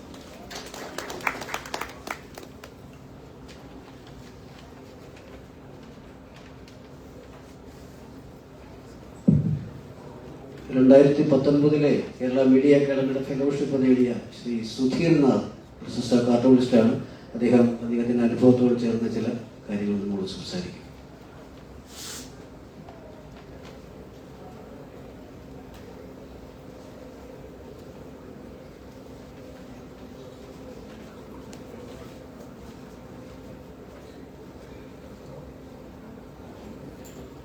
ബഹുമാനപ്പെട്ട വേദിയിലും സദസ്സിലും ഉള്ള പ്രിയപ്പെട്ടവരെ, ഏറെ സന്തോഷത്തോടുകൂടി കോവിഡിന് തൊട്ടു മുമ്പ് പ്രഖ്യാപിക്കപ്പെട്ട ഫെലോഷിപ്പ് ലോക്ക്ഡൗണിൻ്റെ കാലത്ത് വളരെ സമാധാനത്തോടു കൂടി പൂർത്തീകരിക്കാൻ സാധിച്ചു എന്നുള്ള ഒരു ചാരിതാർത്ഥ്യവും പൂർത്തിയാക്കിയ ഫെലോഷിപ്പിൻ്റെ പേപ്പർ ശേഖര സാറെല്ലാം ഓൺലൈനിലായിരുന്നു ഒന്ന് ക്ലാസ് എടുത്തത്. അന്ന് പൂർത്തിയാക്കിയ ആ ഫെലോഷിപ്പ് പേപ്പറാണ് ഇന്ന് നിങ്ങൾക്ക് തന്നിരിക്കുന്ന കിറ്റിൽ ഉള്ളത് എന്നുള്ളത് എന്നെ ഏറെ സന്തോഷം ജനിപ്പിക്കുന്ന ഒന്നാണ്. മലയാള മാധ്യമരംഗത്ത് കാർട്ടൂണുകൾക്കുണ്ടായിരുന്ന സ്വാധീനമാണ് വിഷയമായി എടുത്തിരുന്നത്. ഇന്ന് നമ്മുടെ മലയാള മാധ്യമങ്ങളിൽ നിന്ന് കാർട്ടൂണുകൾ അപ്രത്യക്ഷമായി കൊണ്ടിരിക്കുകയും ആ സ്ഥാനത്ത് മുൻപ് സൂചിപ്പിച്ച പോലെ ആർട്ടിഫിഷ്യൽ ഇന്റലിജൻസിന്റെ അതിപ്രസരം എന്ന് തന്നെ പറയാം. പക്ഷെ തീർച്ചയായും അത് ഉപയോഗിക്കുന്ന ഒരു വ്യക്തി എന്നുള്ള നിലയിൽ നേരത്തെ ഇനി വരുന്ന ക്ലാസ്സിൽ അദ്ദേഹം തീർച്ചയായും അത് പറയും. ആർട്ടിഫിഷ്യൽ ഇന്റലിജൻസ് മാധ്യമരംഗത്തെ തകർക്കുകയല്ല, വളരെ വേഗതയിലും കൃത്യതയിലും വളരെ മനോഹരമാക്കി തീർക്കുന്ന ഒന്നാക്കി മാറ്റുകയാണ്. അങ്ങനെ ആ ഒരു സഹായമില്ലാതെ പൂർത്തീകരിച്ച ഒട്ടേറെ ഫയലുകളിൽ മലയാള കാർട്ടൂണിന്റെ ചരിത്രം തിരഞ്ഞു പോവുകയും നേരത്തെ രാജശേഖര സാർ സൂചിപ്പിച്ച പോലെ വളരെ കൃത്യതയോടുകൂടി ഓരോ കാർട്ടൂണും എന്ന് പ്രസിദ്ധീകരിച്ചു എന്നും എന്തായിരുന്നു ആ കാർട്ടൂൺ വരയ്ക്കാനുണ്ടായ സാഹചര്യം എന്നുമെല്ലാം കൃത്യമായി കണ്ടെത്താനും അത് രേഖപ്പെടുത്തുവാനും ഈ ഫെലോഷിപ്പിന്റെ സമയത്ത് സാധിച്ചു. ലോക്ക്ഡൌൺ കാലമായതുകൊണ്ട് തന്നെ കുറച്ച് ഗൗരവമായി തന്നെ ഇതിൽ പഠിക്കുകയും കാർട്ടൂൺ രംഗത്ത് എനിക്ക് ഈ ഫെലോഷിപ്പ് കൊണ്ട് ഇരട്ടി അറിവുകൾ നേടുവാൻ സാധിച്ചു എന്നുള്ളതും ഈ അവസരത്തിൽ ഞാൻ പങ്കുവെക്കുകയാണ്. ഈ കഴിഞ്ഞ വർഷം ഫെലോഷിപ്പ് കിട്ടിയവർ ഒരു കാര്യം അഭിമാനത്തോടു കൂടി ഓർക്കേണ്ട ഒരു കാര്യം,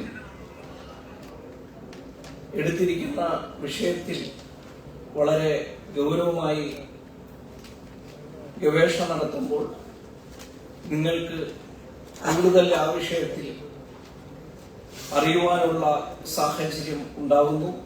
ആ അറിയുന്ന കാര്യങ്ങൾ തീർച്ചയായും നിങ്ങളുടെ ഗവേഷണ പ്രബന്ധങ്ങളിൽ തീർച്ചയായും ചേർക്കണം. അത് മറ്റുള്ളവർക്കും ഒരു പാഠമായി മാറും. അറിവുകൾ കൂടുതൽ എത്തുന്നതിന് അത് ഉപകരിക്കും. എല്ലാ ഫെലോഷിപ്പ് നേടിയ എല്ലാവർക്കും, കോവിഡ് കാലത്ത് നേടിയവർക്കും ഇപ്പോൾ ലഭിക്കുന്നവർക്കും ആശംസകൾ നേർന്നുകൊണ്ട് നിർത്തുന്നു. നന്ദി, നമസ്കാരം.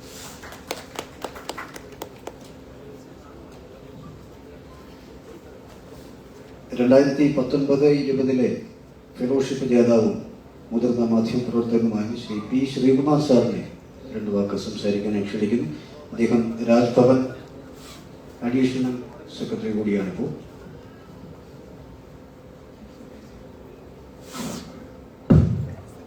എല്ലാവർക്കും നമസ്കാരം.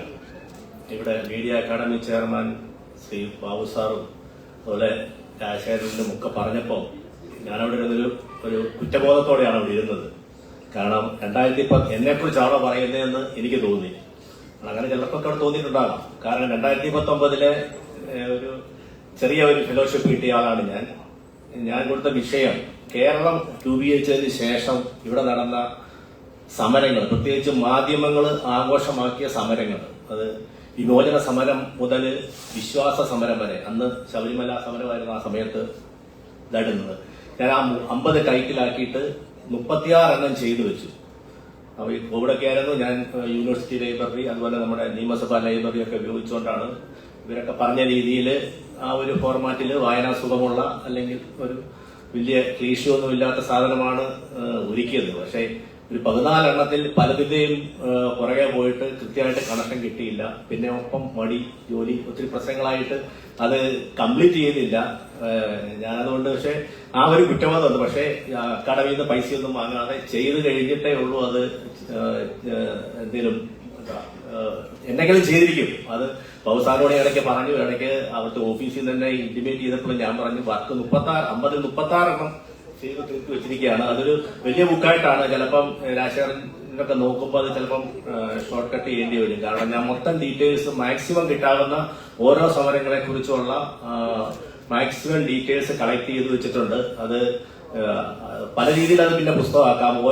ഓരോ സെക്ഷൻ തിരിച്ചുള്ള സംഘടനകൾ ചെയ്തത്, വിദ്യാർത്ഥി സംഘടനകൾ ചെയ്തത്, തൊഴിലാളി സംഘടനകൾ ചെയ്തത്, അല്ലെങ്കിൽ pro B J P organisation ചെയ്തത്, അങ്ങനെ എങ്ങനെ വേണമെങ്കിലും അതിനെ സ്പ്ലിറ്റ് ചെയ്യാവുന്ന രീതിയിലാണ് ഞാനത് ഡോക്യുമെന്റ് എല്ലാം കളക്ട് ചെയ്ത് വെച്ചിരിക്കുന്നത്. എല്ലാം കമ്പോസ് ചെയ്തിട്ടിരിക്കുകയാണ്.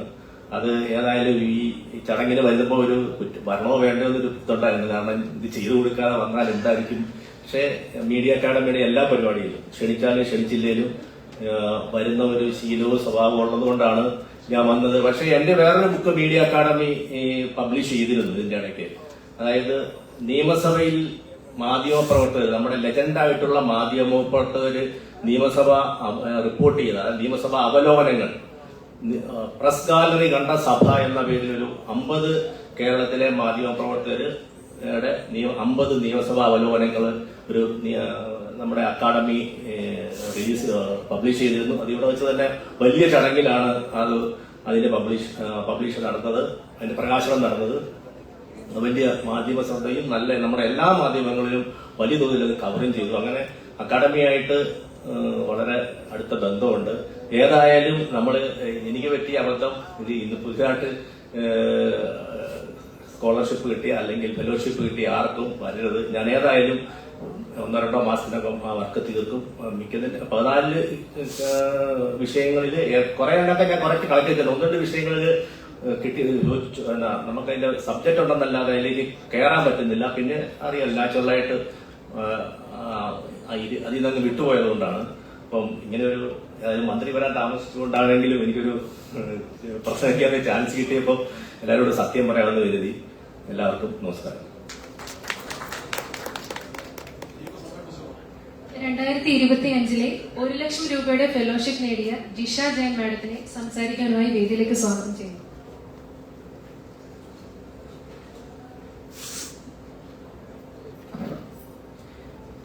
ബഹുമാനപ്പെട്ട അധ്യക്ഷൻ, വേദിയിലും സദസ്സിലുമുള്ള പ്രിയമിത്രങ്ങളെ, എനിക്ക് 2 വർഷം മുമ്പുള്ള ഫെലോഷിപ്പും കിട്ടിയിട്ടുണ്ടായിരുന്നു. അന്ന് അത് കൃത്യസമയത്ത് ഞാൻ സബ്മിറ്റ് ചെയ്തിട്ടുണ്ട്.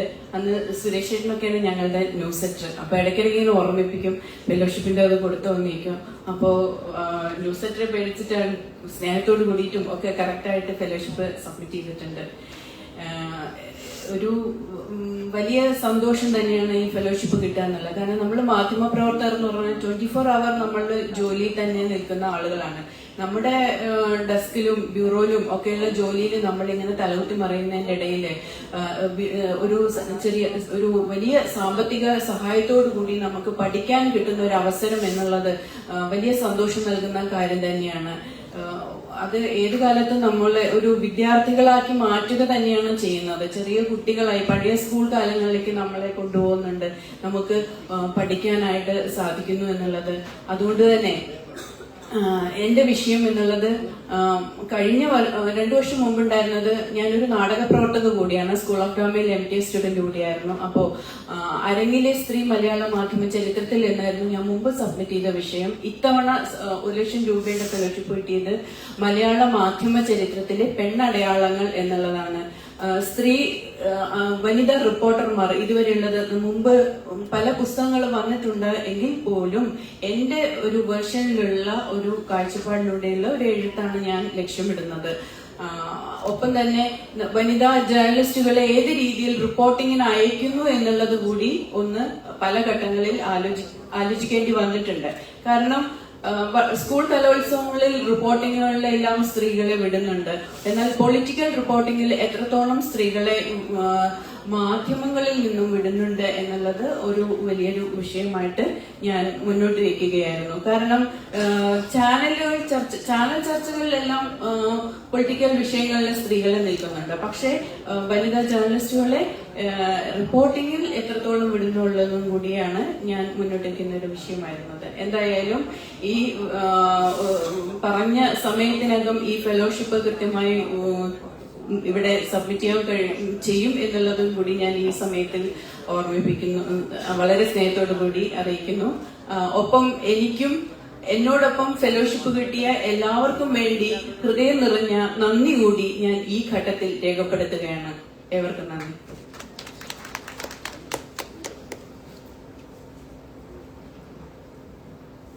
ഇനി 1 ലക്ഷം രൂപയുടെ ഫെലോഷിപ്പ് നേടിയ സൂരജ് സാറിനെ സംസാരിക്കാൻ ക്ഷണിക്കുന്നു.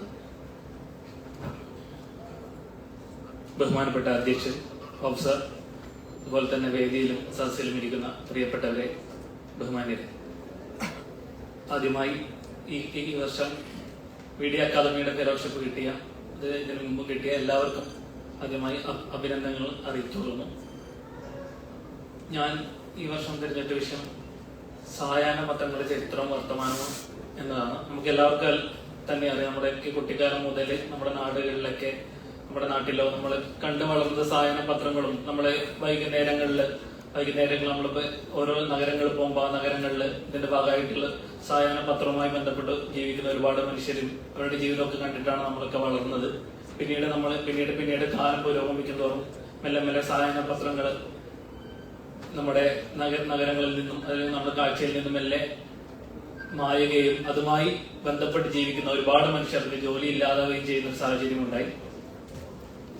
ബഹുമാനപ്പെട്ട മന്ത്രി എത്തിച്ചേർന്നിട്ട് എല്ലാവർക്കും നന്ദി. ബഹുമാനപ്പെട്ട ധനകാര്യമന്ത്രി എത്തിച്ചേർന്നിട്ടുണ്ട്. അദ്ദേഹത്തെ സ്നേഹാദരവുകളോടെ നമുക്ക് വേദിയിലേക്ക് സ്വാഗതം ചെയ്യാം.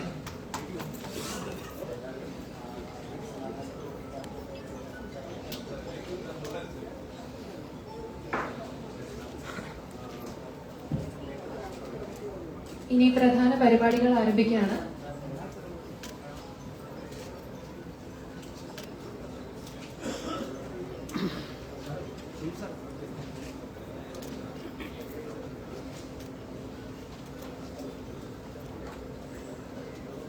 ആദ്യമായി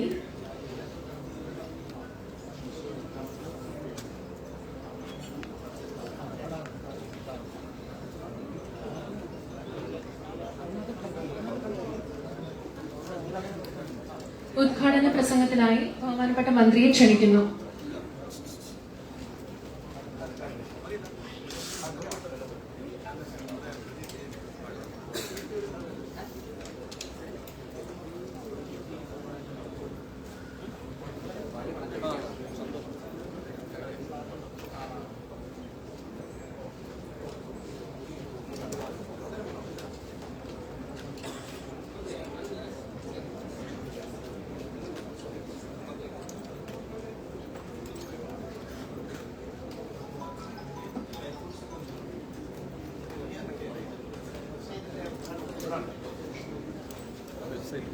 കേരള മീഡിയ അക്കാദമിയുടെ വെബ്സൈറ്റ് പുതിയ കാലത്തെ പ്രതിനിധാനം ചെയ്യത്തക്ക നിലയിൽ ആധുനീകരിക്കാനും അക്കാദമിയുടെ നേതൃത്വത്തിൽ നടക്കുന്ന വിവിധങ്ങളായ കോഴ്സുകളുടെയും മറ്റു പരിപാടികളുടെയും സമഗ്രമായ ഉള്ളടക്കം പ്രതിഫലിക്കും വിധം തയ്യാറാക്കാനും തീരുമാനിച്ചിരുന്നു.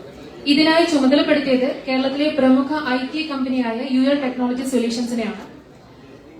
നവീകരിച്ച വെബ്സൈറ്റിന്റെ ഉദ്ഘാടനം ആദരണീയനായ മന്ത്രി ശ്രീ KN ബാലഗോപാൽ സാർ നിർവഹിക്കുന്ന ചടങ്ങാണ്.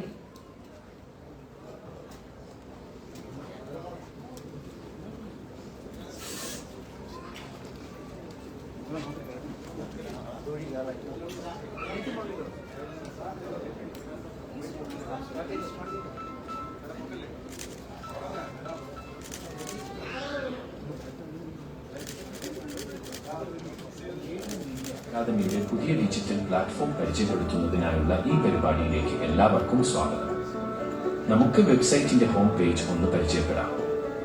അക്കാദമിയുടെ ആധുനികവും മികവുറ്റതുമായ രൂപകൽപ്പന ഇതിൽ കാണാം.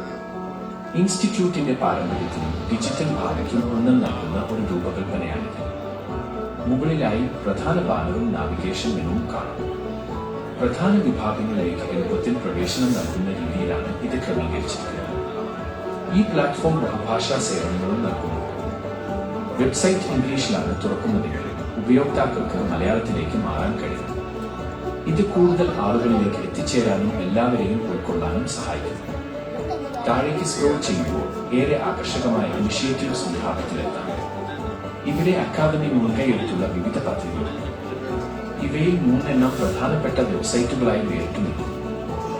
ആദ്യം മീഡിയ മാർക്സ്. ഇതിൽ ക്ലിക്ക് ചെയ്യുമ്പോൾ മീഡിയ ലേഖനങ്ങൾ, അഭിമുഖങ്ങൾ, പഠനങ്ങൾ എന്നിവ ഉൾപ്പെടുത്തിയുള്ള ഒരു വെബ്സൈറ്റ് തുറന്നു. അറിവിനും വിശകലനത്തിനും വേണ്ടിയുള്ള മികച്ചൊരുക്കമാണ്. അടുത്തത് സ്റ്റാർ വാർക്സ് ഓഫ് ജേർണലിസം എന്ന വിഭാഗമാണ്. ഇതിലൂടെ ഇതിഹാസ പത്രപ്രവർത്തകർക്ക് ആദരമർപ്പിക്കുന്നു. തുടർന്ന് വിശദമായി കാണുകയെങ്കിൽ തിരഞ്ഞെടുക്കുമ്പോൾ പ്രമുഖരായ മാധ്യമപ്രവർത്തകരുടെ പ്രൊഫൈലുകളും ചരിത്രപരമായ ലേഖനങ്ങളും ഉൾപ്പെടുത്തിയുള്ള ഒരു മൈക്രോസൈറ്റിലേക്ക് നയിക്കുന്നു. ഈ പാരമ്പര്യത്തെ മനസ്സിലാക്കിയ ശേഷം നമുക്ക് മടങ്ങാം. ഇനി നമുക്ക് ന്യൂസ് പേജസ് എന്ന വിഭാഗത്തിലേക്ക് പോകാം. വിശദമായി കാണുക എന്ന ലിങ്ക് വഴി വെബ്സൈറ്റിലേക്ക് പോകാൻ സാധിക്കും. ഇവിടെ കവിതകൾ, ലേഖനങ്ങൾ, ചെറുകഥകൾ, സർഗാത്മകമായ രചനകൾ തുടങ്ങിയവ വായിക്കാം. പുതിയ തലമുറയുടെയും മുതിർന്നവരുടെയും രചനകൾ ഇതിലുണ്ട്. അടുത്തതായി അക്കാദമി നൽകുന്ന ഫെലോഷിപ്പ് പ്രോഗ്രാമുകളെ കുറിച്ച് പരിചയപ്പെടുത്തുക. കേരളത്തിലെ മാധ്യമരംഗത്തെ ഗവേഷണ പദ്ധതികളിൽ ഏറ്റവും പ്രാധാന്യമുള്ള ഒന്നാണ് കേരള മീഡിയ അക്കാദമിയുടെ ഫെലോഷിപ്പ്. കൂടുതലായി വായിക്കുക എന്ന ലിങ്കിൽ ക്ലിക്ക് ചെയ്യുമ്പോൾ ഓരോ വർഷത്തെയും ഫെലോഷിപ്പ് വിവരങ്ങളും ജേതാക്കളുടെ പട്ടികയും നിങ്ങൾക്ക് കാണാൻ കഴിയും. ഇതിലൂടെ അക്കാദമി പ്രോത്സാഹിപ്പിക്കുന്ന ഗവേഷണങ്ങളുടെ വ്യാപ്തിയും നിലവാരവും നമുക്ക് മനസ്സിലാക്കാൻ സാധിക്കും. അടുത്തത് മാധ്യമജാലകം. ടെലിവിഷൻ ജേർണലിസം വിദ്യാർത്ഥികൾ തയ്യാറാക്കുന്ന പ്രതിവാര വാർത്ത. കേരള മീഡിയ അക്കാദമിക്ക് വേണ്ടി ULTSന് ആദരവായ ഒരു മെമന്റോ നൽകാൻ ബഹുമാനപ്പെട്ട മന്ത്രിയോട് അഭ്യർത്ഥിക്കുന്നു. മെമന്റോ സ്വീകരിക്കാൻ ഇവിടെ എത്തിച്ചേർന്നിട്ടുള്ള ULTS ടീമിനെ വേദിയിലേക്ക് ക്ഷണിക്കുന്നു.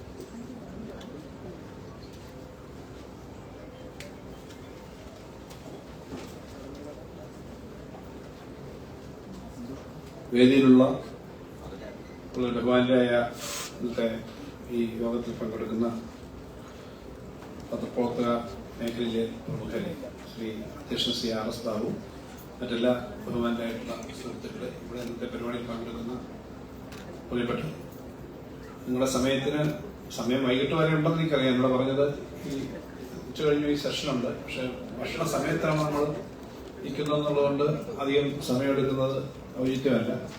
അതുപോലെ ഇന്ന് വിചാരിക്കാതെ ചില പരിപാടികളിൽ വന്നതിന്റെ ഒരു സമയത്തിന്റെ ഒരു പ്രശ്നം ക്രമീകരിക്കുന്നുണ്ട്. ഞാൻ നേരത്തെ രാവിലെ ഇവിടെ വന്നായിരുന്നു 10 മണിക്ക്. അപ്പൊ നിങ്ങളൊന്നും എത്തിയിട്ടില്ല. അപ്പോൾ 10 മണി തൊട്ടാ പറഞ്ഞെങ്കിൽ ക്യാബിനറ്റ് ഉണ്ടായിരുന്നു. ഞാനൊന്ന് ഒരു KSFയുടെ ബോർഡ് മീറ്റിംഗ് ഉണ്ടായിരുന്നു. അതിന് പോയിട്ട് വന്നതാണ്. കൂടുതൽ പറയുന്നില്ല. ഞാനിപ്പോഴും ഈ മീഡിയ അക്കാദമിയുടെ ഒരു സ്ഥിരമായ പരിപാടികളിൽ പങ്കെടുക്കുന്ന ഒരാളാണ്. മീഡിയ അക്കാദമിയായിട്ട് വളരെ അടുപ്പമുണ്ടെന്ന് ധരിക്കുന്ന ഒരാളാണ്. മീഡിയ പ്രവർത്തകരെ ഇന്ത്യയിലെ ഏറ്റവും സ്വതന്ത്രമായി പ്രവർത്തിക്കാൻ കഴിയുന്ന ഒരു സ്ഥലം കേരളമാണെന്നുള്ള വിശ്വാസമാണ് എനിക്കുള്ളത്. ഇതേപോലെ ഒരു മീഡിയ അക്കാദമി മീഡിയ പ്രവർത്തകർക്ക് വേണ്ടി വിവിധ പരിപാടികളും ഫെലോഷിപ്പും മറ്റ് അവാർഡുകളും ഒക്കെ നടത്തുന്ന സംവിധാനങ്ങളും സംസ്ഥാനങ്ങളും കുറവാണ്. ലോകത്ത് തീർച്ചയായിട്ടും വളരെ പ്രധാനപ്പെട്ട പല ഇത്തരം പ്രവർത്തനങ്ങളുമുണ്ട്. ഇന്ത്യയിൽ തന്നെ പരിമിതമായിട്ടുണ്ടാവും. പക്ഷെ രാഷ്ട്രീയവും കക്ഷിയും ഒക്കെയുള്ള ഏറ്റവും കൂടുതൽ സജീവമായ രാഷ്ട്രീയ അഭിപ്രായമുള്ള സ്ഥലമാണ് കേരളം. അതിനടിസ്ഥാനത്തിൽ ഏറ്റവും സജീവമായി പ്രവർത്തിക്കുന്ന മീഡിയയും പത്രങ്ങളായാലും ടെലിവിഷനായാലും എല്ലാം സ്ഥലമാണ്. പക്ഷെ അതൊന്നും തീരുമാനങ്ങളെ ബാധിക്കാത്ത തരത്തിലേക്ക് ഫെലോഷിപ്പുകൾക്ക് പുസ്തകങ്ങൾ പലതും പ്രസിദ്ധീകരിക്കുന്ന ചില പുസ്തകങ്ങൾ തന്നെ ഈ ഫെലോഷിപ്പിന്റെ അടിസ്ഥാനത്തിൽ തന്നെ വർക്ക് ചെയ്ത് പ്രസിദ്ധീകരിച്ച പുസ്തകങ്ങൾ കഴിഞ്ഞ ചില പരിപാടികളിൽ അത്തരം പുസ്തകങ്ങൾ കാണാൻ അവസരം കിട്ടുന്നുണ്ട്. അപ്പൊ ആ വർക്ക് ചെയ്യുകയും പുസ്തകങ്ങൾ പ്രസിദ്ധീകരിക്കുകയും പേപ്പറുകൾ തയ്യാറാക്കുകയും ഒക്കെ ചെയ്യുന്ന ഒരു അക്കാദമിക് പ്രവർത്തനം പുതിയ ആളുകളെ രംഗത്തേക്ക് കൊണ്ടുവരുന്നതിന് പ്രവർത്തിക്കുന്ന മീഡിയ അക്കാദമിയുടെ പ്രവർത്തനങ്ങളുടെ ഭാഗമാണ് നമ്മളിവിടെ ഒന്ന് നിർമ്മിച്ചു കൂടുന്നത്. അതിനെല്ലാം പിന്തുണയുണ്ടാവും. ഇവിടെ ഇന്നിപ്പം ഫെലോഷിപ്പ് ലഭിക്കുന്നവരുണ്ട്. ഇടയ്ക്ക് കോവിഡ് കാലത്ത് ഉണ്ടായിരുന്ന ചില തടസ്സങ്ങൾ നീക്കി അതുൾപ്പെടെ കൊടുക്കുന്ന ഒരു തീരുമാനം തന്നെയാണ് ഇവിടെ വരുന്നത്. അവാർഡുകളും അതുപോലെ തന്നെ ഇവിടെ നൽകുന്നുണ്ട്. അപ്പൊ അത് ഏറ്റുവാങ്ങുന്നവർക്ക് എല്ലാ ആശംസകളും നേരുകയാണ്. ഒരു കാര്യം ഞാൻ ഇവിടെ പറഞ്ഞു, മീഡിയ അക്കാഡമിയുടെ സ്ഥലത്തിന്റെ കാര്യമാണ്. ഞാൻ വീണ്ടും ഒന്ന് അഷർ ചെയ്യാൻ വേണ്ടിയിട്ടാണ്. ഞാൻ എന്നോട് നേരത്തെ തന്നെ പറയുന്നതാണ്, എറണാകുളത്ത് മെട്രോ വരുന്ന സമയത്ത് അവിടെ കുറച്ച് ഭൂമി പോയതിന്റെ ഭാഗമായി കെട്ടുമൊക്കെ പോയി. അപ്പൊ അതിന്റെ നിർമ്മാണത്തിന്റെ കാര്യം ഞാൻ ചോദിക്കുന്നത്, എന്നോട് നേരത്തെ തന്നെ ബഡ്ജറ്റ് സമയത്ത് മീഡിയ അക്കാഡമി ഇവിടെ അഭിപ്രായങ്ങളും ആവശ്യങ്ങളും എപ്പോഴും പറയാറുണ്ട്, കുറച്ചെല്ലാം ഉൾക്കൊള്ളിക്കാറുണ്ട്. അപ്പൊ അന്ന് കെട്ടിടത്തിന്റെ കാര്യം പറഞ്ഞിരുന്നു. ഞാൻ വീണ്ടും പറയുകയാണ്, അതിന്റെ ആദ്യ ഘട്ടം കെട്ടിടം നിർമ്മിക്കുന്നതിന് വേണ്ടിയിട്ടുള്ള അടിയന്തരമായ സഹായവും പിന്തുണയും ഗവൺമെന്റ് ഭാഗത്തുനിന്നുണ്ടാവും. അതിന്റെ കെട്ടിടം നിർമ്മിക്കുന്നതിന് അടിയന്തര സ്റ്റെപ്പ് എടുക്കണമെന്ന് ഞാൻ അങ്ങോട്ട് പറയുകയായിരുന്നു, മെട്രോ വന്നതിന്റെ ഭാഗമായിട്ട് വന്ന. മറ്റൊരു കാര്യം, മീഡിയ പ്രവർത്തകരുടെ മാത്രമല്ല, മീഡിയയ്ക്കാകെ, മീഡിയ രംഗം ഇന്നിപ്പോ പത്രവും ടെലിവിഷനുകളും ഒക്കെ നേരിടുന്ന ഒരു ഫിനാൻഷ്യൽ ക്രൈസിസ് മറ്റെല്ലാ മേഖലയിലെ പോലെ തന്നെ ഉണ്ട്. അഡ്വർടൈസ്മെന്റ് കോവിഡ് വന്നതിന് ശേഷം ആ പ്രശ്നം തുടരുകയാണ്. പ്രത്യേകിച്ചും പ്രിന്റ് മീഡിയയുടെ കോപ്പി വളരെ അധികം കുറയുന്നുണ്ട്. സോഷ്യൽ മീഡിയയിൽ കൂടി ധാരാളം വാർത്തകളാണ് വരുന്നത്. പ്രിന്റ് മീഡിയയിൽ വലിയ തോതിൽ കോപ്പി കുറയുന്നുണ്ട്. ടെലിവിഷനുകളും നമ്മൾ എന്ത് പറഞ്ഞാലും ഇപ്പോഴത്തെ ഈ ട്രെൻഡ് എത്രത്തോളം, ഇപ്പോഴത്തെ ഈ വാർത്തയുടെ സ്വഭാവത്തിലുള്ള ട്രെൻഡ് നിൽക്കുമെന്നുള്ള സംശയം എനിക്കുണ്ട്. ഞാൻ അതിനകത്തുള്ള വിവാദങ്ങളൊന്നും പോകുന്നില്ല. ഈ സൂപ്പർലേറ്റീവിലേക്ക് കൊണ്ടുവന്ന് മാത്രമൊന്നും എന്നും ഒരു മീഡിയ നമുക്ക് നിർത്താൻ പറ്റില്ല. പൊതുവിൽ പക്ഷേ വലിയ പ്രതിസന്ധിയാണ് ആ മേഖലയിലൊക്കെ നിൽക്കുന്നത്. പത്രങ്ങളിലും അതുണ്ട്. രാഷ്ട്രീയമായി വ്യത്യസ്തമായ അഭിപ്രായങ്ങളും വ്യത്യാസങ്ങളും ഒക്കെ ഉള്ള പത്രങ്ങളുണ്ട്. അല്ലെങ്കിൽ രാഷ്ട്രീയം ഇല്ലെങ്കിൽ പോലും പലപ്പോഴും ഭരണം നടത്തുന്ന ഗവൺമെന്റിന് ഏറ്റവും കൂടുതൽ ശരിയാണെന്ന് തെറ്റായാലും വിമർശനം വരും. അതും ഒക്കെ നേരിടുന്നതാണ്. പക്ഷെ മീഡിയ എന്ന് പറയുന്ന, പത്രങ്ങൾ എന്ന് പറയുന്ന സംവിധാനം, ടെലിവിഷൻ എന്ന് പറയുന്ന സംവിധാനം സ്വതന്ത്രമായി ശക്തമായി നിൽക്കണമെന്ന അഭിപ്രായമാണ് ഇടതുപക്ഷ ജനാധിപത്യ മുന്നണി ഗവൺമെന്റ് ഉള്ളത്. അതുകൊണ്ട് തന്നെ പരമാവധി ആ മേഖലയെ സഹായിക്കാൻ, സർക്കാരിനെ സഹായിക്കാൻ പറ്റുന്നത് പരസ്യവും മറ്റു ഇൻകവും ഒക്കെ വർദ്ധിപ്പിക്കുന്നതിന് അല്ലെങ്കിൽ കൊടുക്കുന്നതിന്റെ കാര്യത്തിൽ ഇടപെടുക എന്നുള്ളത്. അതിനകത്തും ആ ഒരു നിലപാടുണ്ട്. പത്രം, പ്രസ് ക്ലബ്ബുകളെയും മീഡിയ അക്കാദമിയും ഒക്കെ സഹായിക്കുന്ന കാര്യം ചെയ്യാമെന്ന് നിങ്ങൾക്കറിയാം. ഞാനിത് പറഞ്ഞത്, കേരളത്തിൽ ഏതൊരു ചെറിയ കാര്യവും വലിയ കാര്യമായിട്ട് അവതരിപ്പിക്കാൻ നമുക്ക് അവസരം കിട്ടാറുണ്ട്. ചില വിഷമമൊക്കെ തോന്നുമായിരിക്കും, എന്നാൽ പോലും ആ സ്വാതന്ത്ര്യത്തിന് ആരും തടയില്ല. നമ്മൾ തെറ്റായ കാര്യങ്ങൾ പലപ്പോഴും റിപ്പോർട്ട് ചെയ്യപ്പെടുമ്പോൾ അതിന്റെ പേരിൽ വലിയ കോലാഹലം ഉണ്ടാവുമ്പോൾ അത്ര ഇല്ല എന്നെങ്കിൽ നമുക്ക് വിഷമം ഉണ്ടാവും. പക്ഷേ മറ്റു സംസ്ഥാനങ്ങളിലേക്ക് നോക്കുക, ഇപ്പൊ കന്യാസ്ത്രീകളുടെ വിഷയം ഇന്നിപ്പോ കേരളം മുഴുവൻ വളരെ ചർച്ച ചെയ്തു. കേരളത്തിൽ കാണുന്ന പോലല്ല, രണ്ട് സ്ഥലത്തുനിന്ന് നോക്കുമ്പോൾ രണ്ട് തരത്തിലാണ് ഇന്ത്യയിൽ. ഡൽഹിയിൽ നിന്നോ ഛത്തീസ്ഗഡിൽ നിന്നോ നോക്കുമ്പോൾ ഈ സംഭവം നമ്മൾ കാണുന്ന പോലെയല്ല. അവിടെ വസ്തുത എന്താണെന്നുള്ളത് വേറെ കാര്യം. വസ്തുത കോടതി പോലും അവസാനം ചോദിച്ചത് എന്താ ഇത്ര വലിയ കാര്യമാണെന്ന് ചോദിച്ചു. പക്ഷെ അവിടെ റിപ്പോർട്ട് ചെയ്യാൻ പോയ പത്രക്കാരെ ഉൾപ്പെടെ, പത്രക്കാരുടെ പേരിൽ ഉൾപ്പെടെ അവരെ തടഞ്ഞു നിർത്തി. ചില പത്രപ്രവർത്തകര് ചില കേസിൽ അനോമലി അല്ലെങ്കിൽ അനോണിമസ് ആയ കോളുകളുടെ അടിസ്ഥാനത്തിൽ മാസങ്ങളോളം ജയിലിൽ കിടന്ന പത്രപ്രവർത്തകരുണ്ട്. മലയാളികൾ ഉൾപ്പെടെ ഉണ്ട്, മറ്റു ഭാഷക്കാരും ഉണ്ടാവും. കാർട്ടൂൺ പ്രസിദ്ധീകരിച്ചതിന്റെ പേരിൽ ജയിലിൽ കിടക്കേണ്ടി വന്ന അക്കാഡമിക് രംഗത്തുള്ള ആളുകളുണ്ട്. ഒരു കാർട്ടൂൺ, മുഖ്യമന്ത്രിയെ കളിയാക്കിക്കൊണ്ടുവന്നൊരു കാർട്ടൂണിന്റെ പേരില് ജാദവ്പൂർ യൂണിവേഴ്സിറ്റിയിലെ പ്രൊഫസർക്ക് മാസങ്ങളോളം ജയിലിൽ കിടക്കേണ്ടി വന്നു, വിദ്യാർത്ഥികൾ കിടക്കേണ്ടി വന്നു. കാർട്ടൂണിസ്റ്റുകൾ ഏറ്റവും കൂടുതൽ ഇന്ത്യയിലുള്ളത് കേരളത്തിൽ നിന്നാണ്. കാരണം കേരളത്തിന് നൈസർഗികമായി ഈ വിമർശനം ഒരു ഇഷ്ടമുള്ള ഒരു കലയാണ്. പണ്ട് തൊട്ടേ ശ്രീ ശങ്കർ മുതല് എല്ലാവരും ഇങ്ങോട്ടുണ്ട്. നമ്മുടെ സുധീർനാഥ് കൊണ്ടിരിക്കുന്നുണ്ട്, ഇപ്പൊ ഡൽഹിയിലുള്ളതാണ്. ശ്രീ കുട്ടി ഇപ്പൊ ജീവിച്ചിരിക്കുന്നവർ, നേരത്തെ ഉള്ള കാർട്ടൂണിസ്റ്റ്. ആ കാർട്ടൂൺ വരയ്ക്കുക എന്ന് പറഞ്ഞാൽ, കാർട്ടൂൺ മലയാളിക്ക് ഈ വിമർശനമൊക്കെ പറയുമ്പോൾ തന്നെ വിമർശിക്കുന്നവരോട് ഇഷ്ടമുണ്ട്. വിമർശിക്കുക എന്നുള്ളതൊരു ശീലമാണ്, വിമർശിക്കേണ്ടത് ആവശ്യമാണെന്ന് കരുതുന്നുണ്ടാണ്. ആ വിമർശിച്ചൊരു കാർട്ടൂൺ വരച്ചാൽ, ജവഹർലാൽ നെഹ്റുവിനെ പറ്റി പണ്ട് പറയുന്ന പോലെ കാർട്ടൂൺ വരയ്ക്കുക, അതിനെപ്പറ്റി എന്താണ് ശങ്കർ ഇപ്പൊ വരയ്ക്കാത്തത് എന്ന് ചോദിക്കുന്ന, ശങ്കറെ കൃത്യമായി വല്ലപ്പോഴും ഒക്കെ കാപ്പു കുടിക്കാനായിട്ട് വരണമെന്ന് ക്ഷണിക്കുന്ന ആ തരത്തിലുള്ള പൊളിറ്റീഷ്യൻസ് ഇപ്പം വളരെ കുറവായിരിക്കാം. പക്ഷെ കേരളത്തിൽ കാർട്ടൂൺ വരയ്ക്കുന്നതിന്റെ പേരിലോ കാർട്ടൂണിന്റെ പേരിലോ കാർട്ടൂണുകൾ കുറവാണെന്നുള്ളതും കാർട്ടൂൺ കോളങ്ങൾ കുറവാണെന്നുള്ള വിമർശനമാണ് നമുക്കുള്ളത്. പണ്ടൊക്കെ സ്റ്റാഫ് കാർട്ടൂണിസ്റ്റ് ഉണ്ടായിരുന്നു പല പത്രങ്ങളിലും. ഇപ്പൊ അങ്ങനെ കാർട്ടൂണിസ്റ്റിനെ നിയമിക്കുന്നില്ല.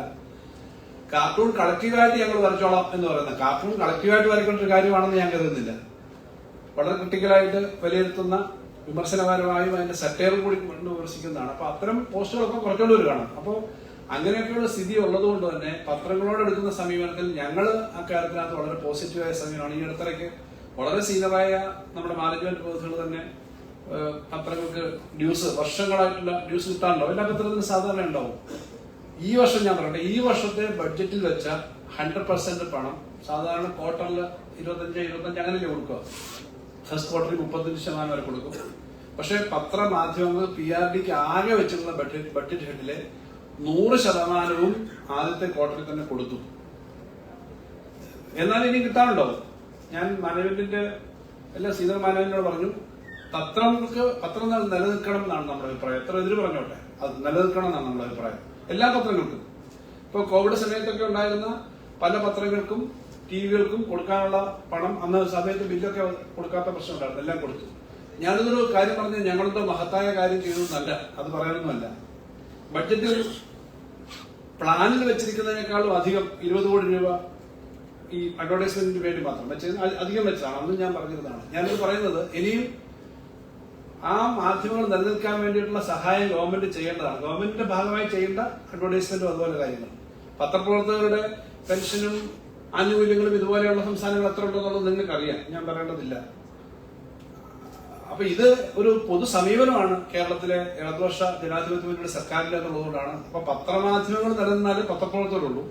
പത്രപ്രവർത്തകർ നല്ലവർ പ്രവർത്തിച്ചാലേ ജനാധിപത്യത്തെ ശക്തിപ്പെടുത്താൻ പറ്റും. അപ്പൊ അതെല്ലാം ചേർന്നാണ്. അതിനകത്ത് കുറച്ചുകൂടി കണ്ടന്റ് വൈസ് ഉണ്ടാവുന്ന ഗുണപരമായ കാര്യങ്ങൾക്ക് വേണ്ടിയിട്ടാണ് മീഡിയ അക്കാദമിയുടെ പ്രവർത്തനം, അതുപോലുള്ള ഏജൻസികളുടെ പ്രവർത്തനം. അവിടെ ഈ ഫെലോഷിപ്പ് നൽകുന്നതും നല്ല ഏറ്റവും നല്ല പ്രവർത്തനത്തിന് അവാർഡ് നൽകുന്നതും ഒക്കെ ഇതിന്റെ ഭാഗമായിട്ട് തന്നെയാണ്. അവർക്കെല്ലാം കൂടുതൽ ശക്തമായിട്ട് ഈ നാട്ടിൽ പ്രവർത്തിക്കാൻ കഴിയട്ടെ. കാരണം അങ്ങനെ പ്രവർത്തിക്കുന്നവരിൽ കൂടി മാത്രമാണ് വസ്തുതകൾ പുറത്തു വരിക. വ്യവസ്ഥാപിതമായ പത്രങ്ങളും മീഡിയയും അത് മൊത്തം കൊണ്ടുവന്നില്ലെങ്കിൽ ആ ജോലി മറ്റുള്ള പലപ്പോഴും റിലേ ചെയ്യാൻ പറ്റാത്ത ഏജൻസികളിൽ കൂടി വരുമെന്നുള്ള അപകടം കൂടിയുണ്ട്. അതുകൊണ്ട് നമ്മുടെ വ്യവസ്ഥാപിതമായ മീഡിയയെ ശക്തിപ്പെടുത്തുക എന്നുള്ളത്, അത് കൂടുതൽ ജനാധിപത്യപരമായി സത്യസന്ധമായി റിപ്പോർട്ട് ചെയ്യാനുള്ള പരമാവധി ശ്രമം നടത്തുക എന്നുള്ളത് പ്രധാനമാണെന്ന് മാത്രം പറഞ്ഞുകൊണ്ട് ഈ പരിപാടിയിൽ പങ്കെടുക്കാൻ കഴിഞ്ഞതിനുള്ള സന്തോഷം രേഖപ്പെടുത്തി എല്ലാവർക്കും ഒരിക്കൽ കൂടി അഭിനന്ദനം അർപ്പിച്ചുകൊണ്ട് എന്റെ വാക്കുകൾ ചെയ്തു. ഇന്നത്തെ പ്രധാന പരിപാടി തീർച്ചയായും ഫെലോഷിപ്പുകൾ സമ്മാനിക്കുന്ന അഭിമാന മുഹൂർത്തമാണ്.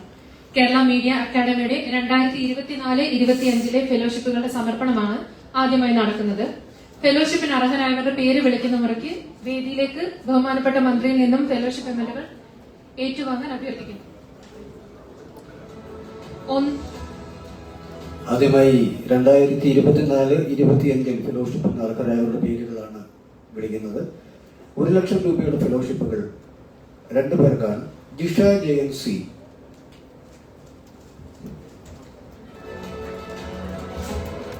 Sooraj T, Sooraj T,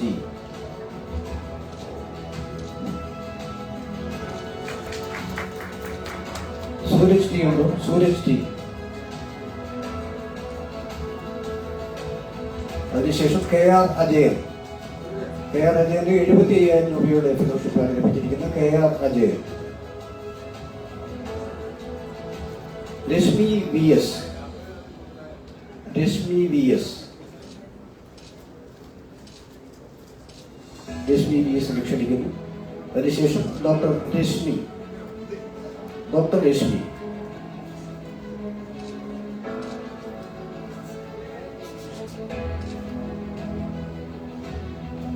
doctor Deepthi PJ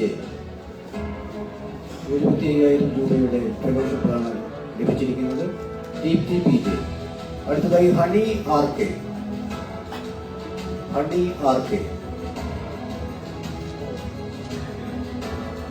അതിനുശേഷം വിനോദ് പായം, വിനോദ് പായം.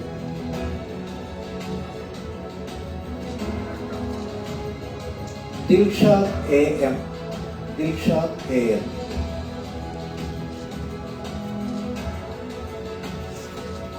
അഹമ്മദ് മുസ്തഫ, അഹമ്മദ് മുസ്തഫ. ഇനി 10,000 രൂപയുടെ ഫെലോഷിപ്പിന് അർഹരായുള്ള പേരുകളാണ് വിളിക്കുന്നത്. Abdul Nasar MA, Abdul Nasar MA. മൗഫിയ TS, മൗഫിയ TS. Pradeep A,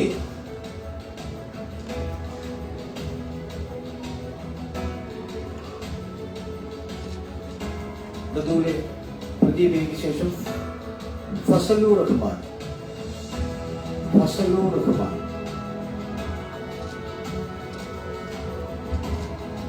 സഹദ A A, Sahad A A,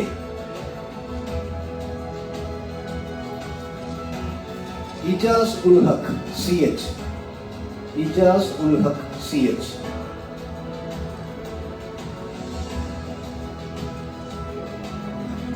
Ijaz ul Haq. അതിനുശേഷം അനു എം,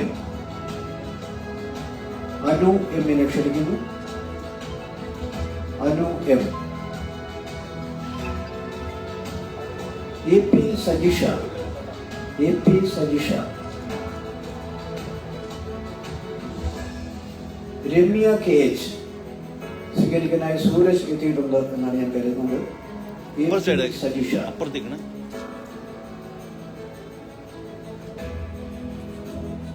അടുത്തതായി Suraj K H, Suraj K H. Ramya K H, Ramya K H. രമ്യയ്ക്ക് വേണ്ടി സൂരജാണ് ഏറ്റുവാങ്ങുന്നത്. സജിത് കുമാർ, സജിത് കുമാർ.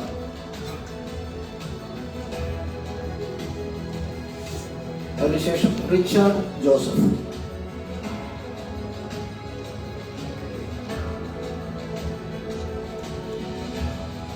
Richard Joseph. അടുത്തത് K A Muraleedharan, K A Muraleedharan.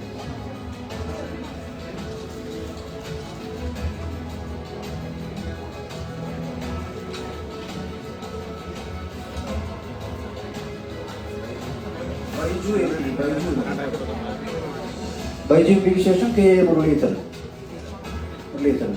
Anitha S, Anitha S.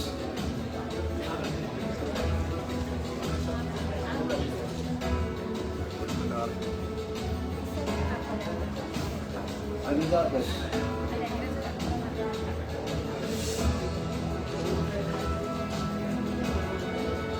Higher secondary college വിദ്യാർത്ഥികൾക്കായി പലസ്തീൻ വിഷയത്തെ അധികരിച്ച് സംഘടിപ്പിച്ച വാർത്താവതരണ മത്സരത്തിലെ വിജയികൾക്ക് സമ്മാനം നൽകുന്ന മനോഹരമായ മുഹൂർത്തത്തിലേക്ക്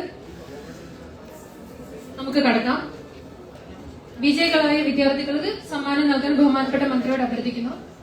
ഒന്നാം സമ്മാനം മിന മറിയം നവാസ്, 10,000 രൂപയും പ്രശസ്തി പത്രവുമാണ് പുരസ്കാരം.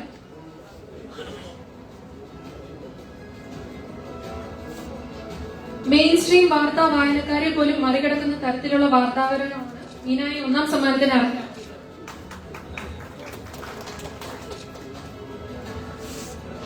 രണ്ടാം സമ്മാനം ഷെഹ്മ കെ പി, 7,000 രൂപയും പ്രശസ്തി പത്രമാണ് പുരസ്കാരം.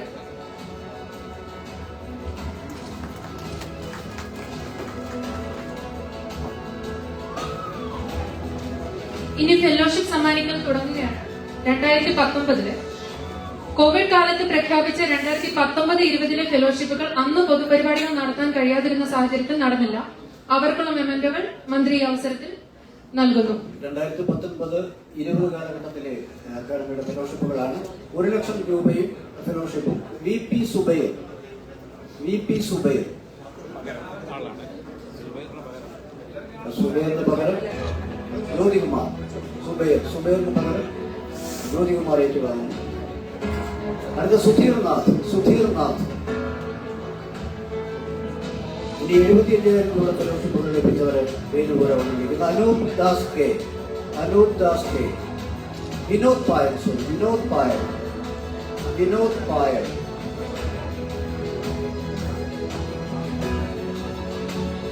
അനൂപ് ദാസ് കെ. സൗമ്യ കൃഷ്ണയാണ് ഏറ്റുവാങ്ങാൻ എത്തിയിരിക്കുന്നത്. അനൂപ് ദാസിന് പകരം സൗമ്യദാസ് കൃഷ്ണ ഏറ്റുവാങ്ങും. അടുത്തത് Faheem Chamravattam, Faheem Chamravattam.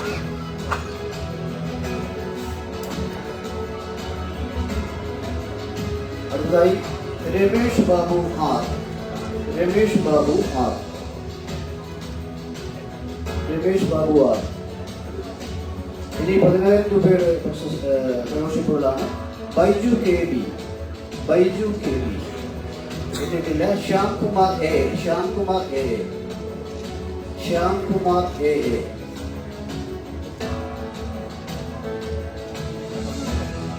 P Sreekumar. P Sreekumar. Sruthi Devi C T. Sruthi Devi C T. Sruthi Devi. K J Arun. K J Arun. K J Arun. Vijayakumar. Vijayakumar. Vijayakumar. Ramya K H. Ramya K എച്ചിന് വേണ്ടി സൂര്യക്ക് മൊമെന്റ് ഏറ്റുവാങ്ങും. Ramya K H.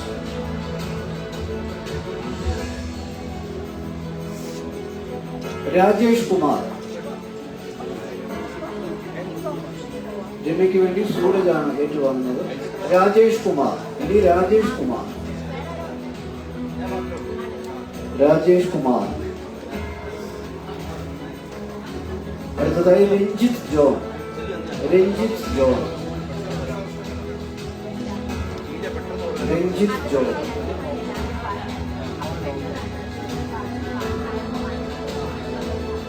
ഇനി ജ്യോതികുമാർ. ജ്യോതികുമാർ. ജ്യോതികുമാർ.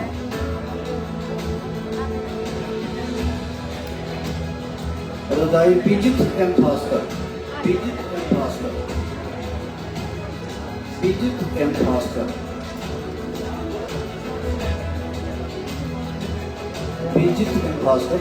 അതിനുശേഷം റിച്ചാർഡ് ജോസഫ്. Richard Joseph.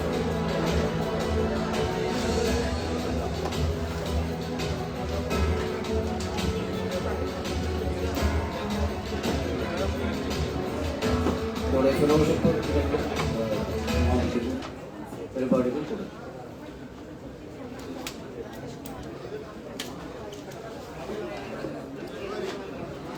പ്രതിഭാ സംഗമത്തിൽ നന്ദി പ്രകാശിപ്പിക്കാൻ മീഡിയ അക്കാദമി ജനറൽ കൗൺസിൽ അംഗം ശ്രീ സുരേഷ് വെള്ളിമംഗലത്തിനെ ക്ഷണിക്കുന്നു. പ്രിയമുള്ളവരെ, പരിപാടിയുടെ ഏറ്റവും അവസാന കാര്യമാണ്. മന്ത്രി പോവുകയും കൂടിയാണ്. ഈ നമ്മുടെ മീഡിയ അക്കാദമിയുടെ ഏറ്റവും പ്രസ്റ്റീജിയസ് അഭിമാന പദ്ധതിയാണ് എന്ന് എല്ലാവർക്കും അറിയാം. ഈ ഫെലോഷിപ്പ് കിട്ടിയിട്ടുള്ള മുഴുവൻ ആളുകളെ അഭിനന്ദിക്കുന്നു. എല്ലാ ആളുകളും കൃത്യമായി പുസ്തകം ഇറക്കി നമ്മുടെ മീഡിയ അക്കാദമിയുടെ ഈ ദൗത്യം പൂർത്തിയാക്കണമെന്ന് എല്ലാവരോടും അഭ്യർത്ഥിക്കുകയാണ്. പരിപാടി ഉദ്ഘാടനം ചെയ്യുകയും അതുപോലെ തന്നെ ഈ ഫെലോഷിപ്പ് വിതരണം ചെയ്യുകയും ചെയ്ത മന്ത്രി ശ്രീ കെ എൻ ബാലഗോപാലിനോട് മീഡിയ അക്കാദമിയുടെയും ഇവിടെ കൂടിയ എല്ലാ മാധ്യമപ്രവർത്തകരുടെയും നന്ദി അറിയിക്കുന്നു. Media academy chairman Shri R S Babu, അതുപോലെ തന്നെ രാവിലെ ക്ലാസ് എടുത്ത നമ്മുടെ ജേക്കബ് കുഞ്ഞു സാറ്, അവരിവിടെ ക്ലാസ് എടുക്കുന്ന ഇവിടെ എയുടെ ക്ലാസ് എടുക്കുന്ന ഷിജു സദൻ, അതുപോലെ തന്നെ Shri P K Rajasekharan, Sheller Stephen, A Subhash, Jisha, Suraj, ഇവിടെ പങ്കെടുത്തിട്ടുള്ള മുഴുവൻ ആളുകൾക്കും നന്ദി അറിയിക്കുന്നു. ലഞ്ച് ബ്രേക്ക് കഴിഞ്ഞിട്ട് 2:15 വളരെ ദൂരെ നിന്ന് വന്നിട്ടുള്ളവരൊക്കെ ഉണ്ട്. തിരിച്ചു പോകാനുള്ള സൗകര്യത്തിനും കൂടി വേണ്ടിയാണ്. 2:15 നമുക്ക് അടുത്ത സെഷൻ ആരംഭിക്കാം. കഴിക്കാൻ നമ്മൾ ഇവിടെ തന്നെ ഈ പാർട്ടീഷൻ ഇവിടെ തന്നെയാണ് ലഞ്ച് അറേഞ്ച് ചെയ്തിട്ടുള്ളത്.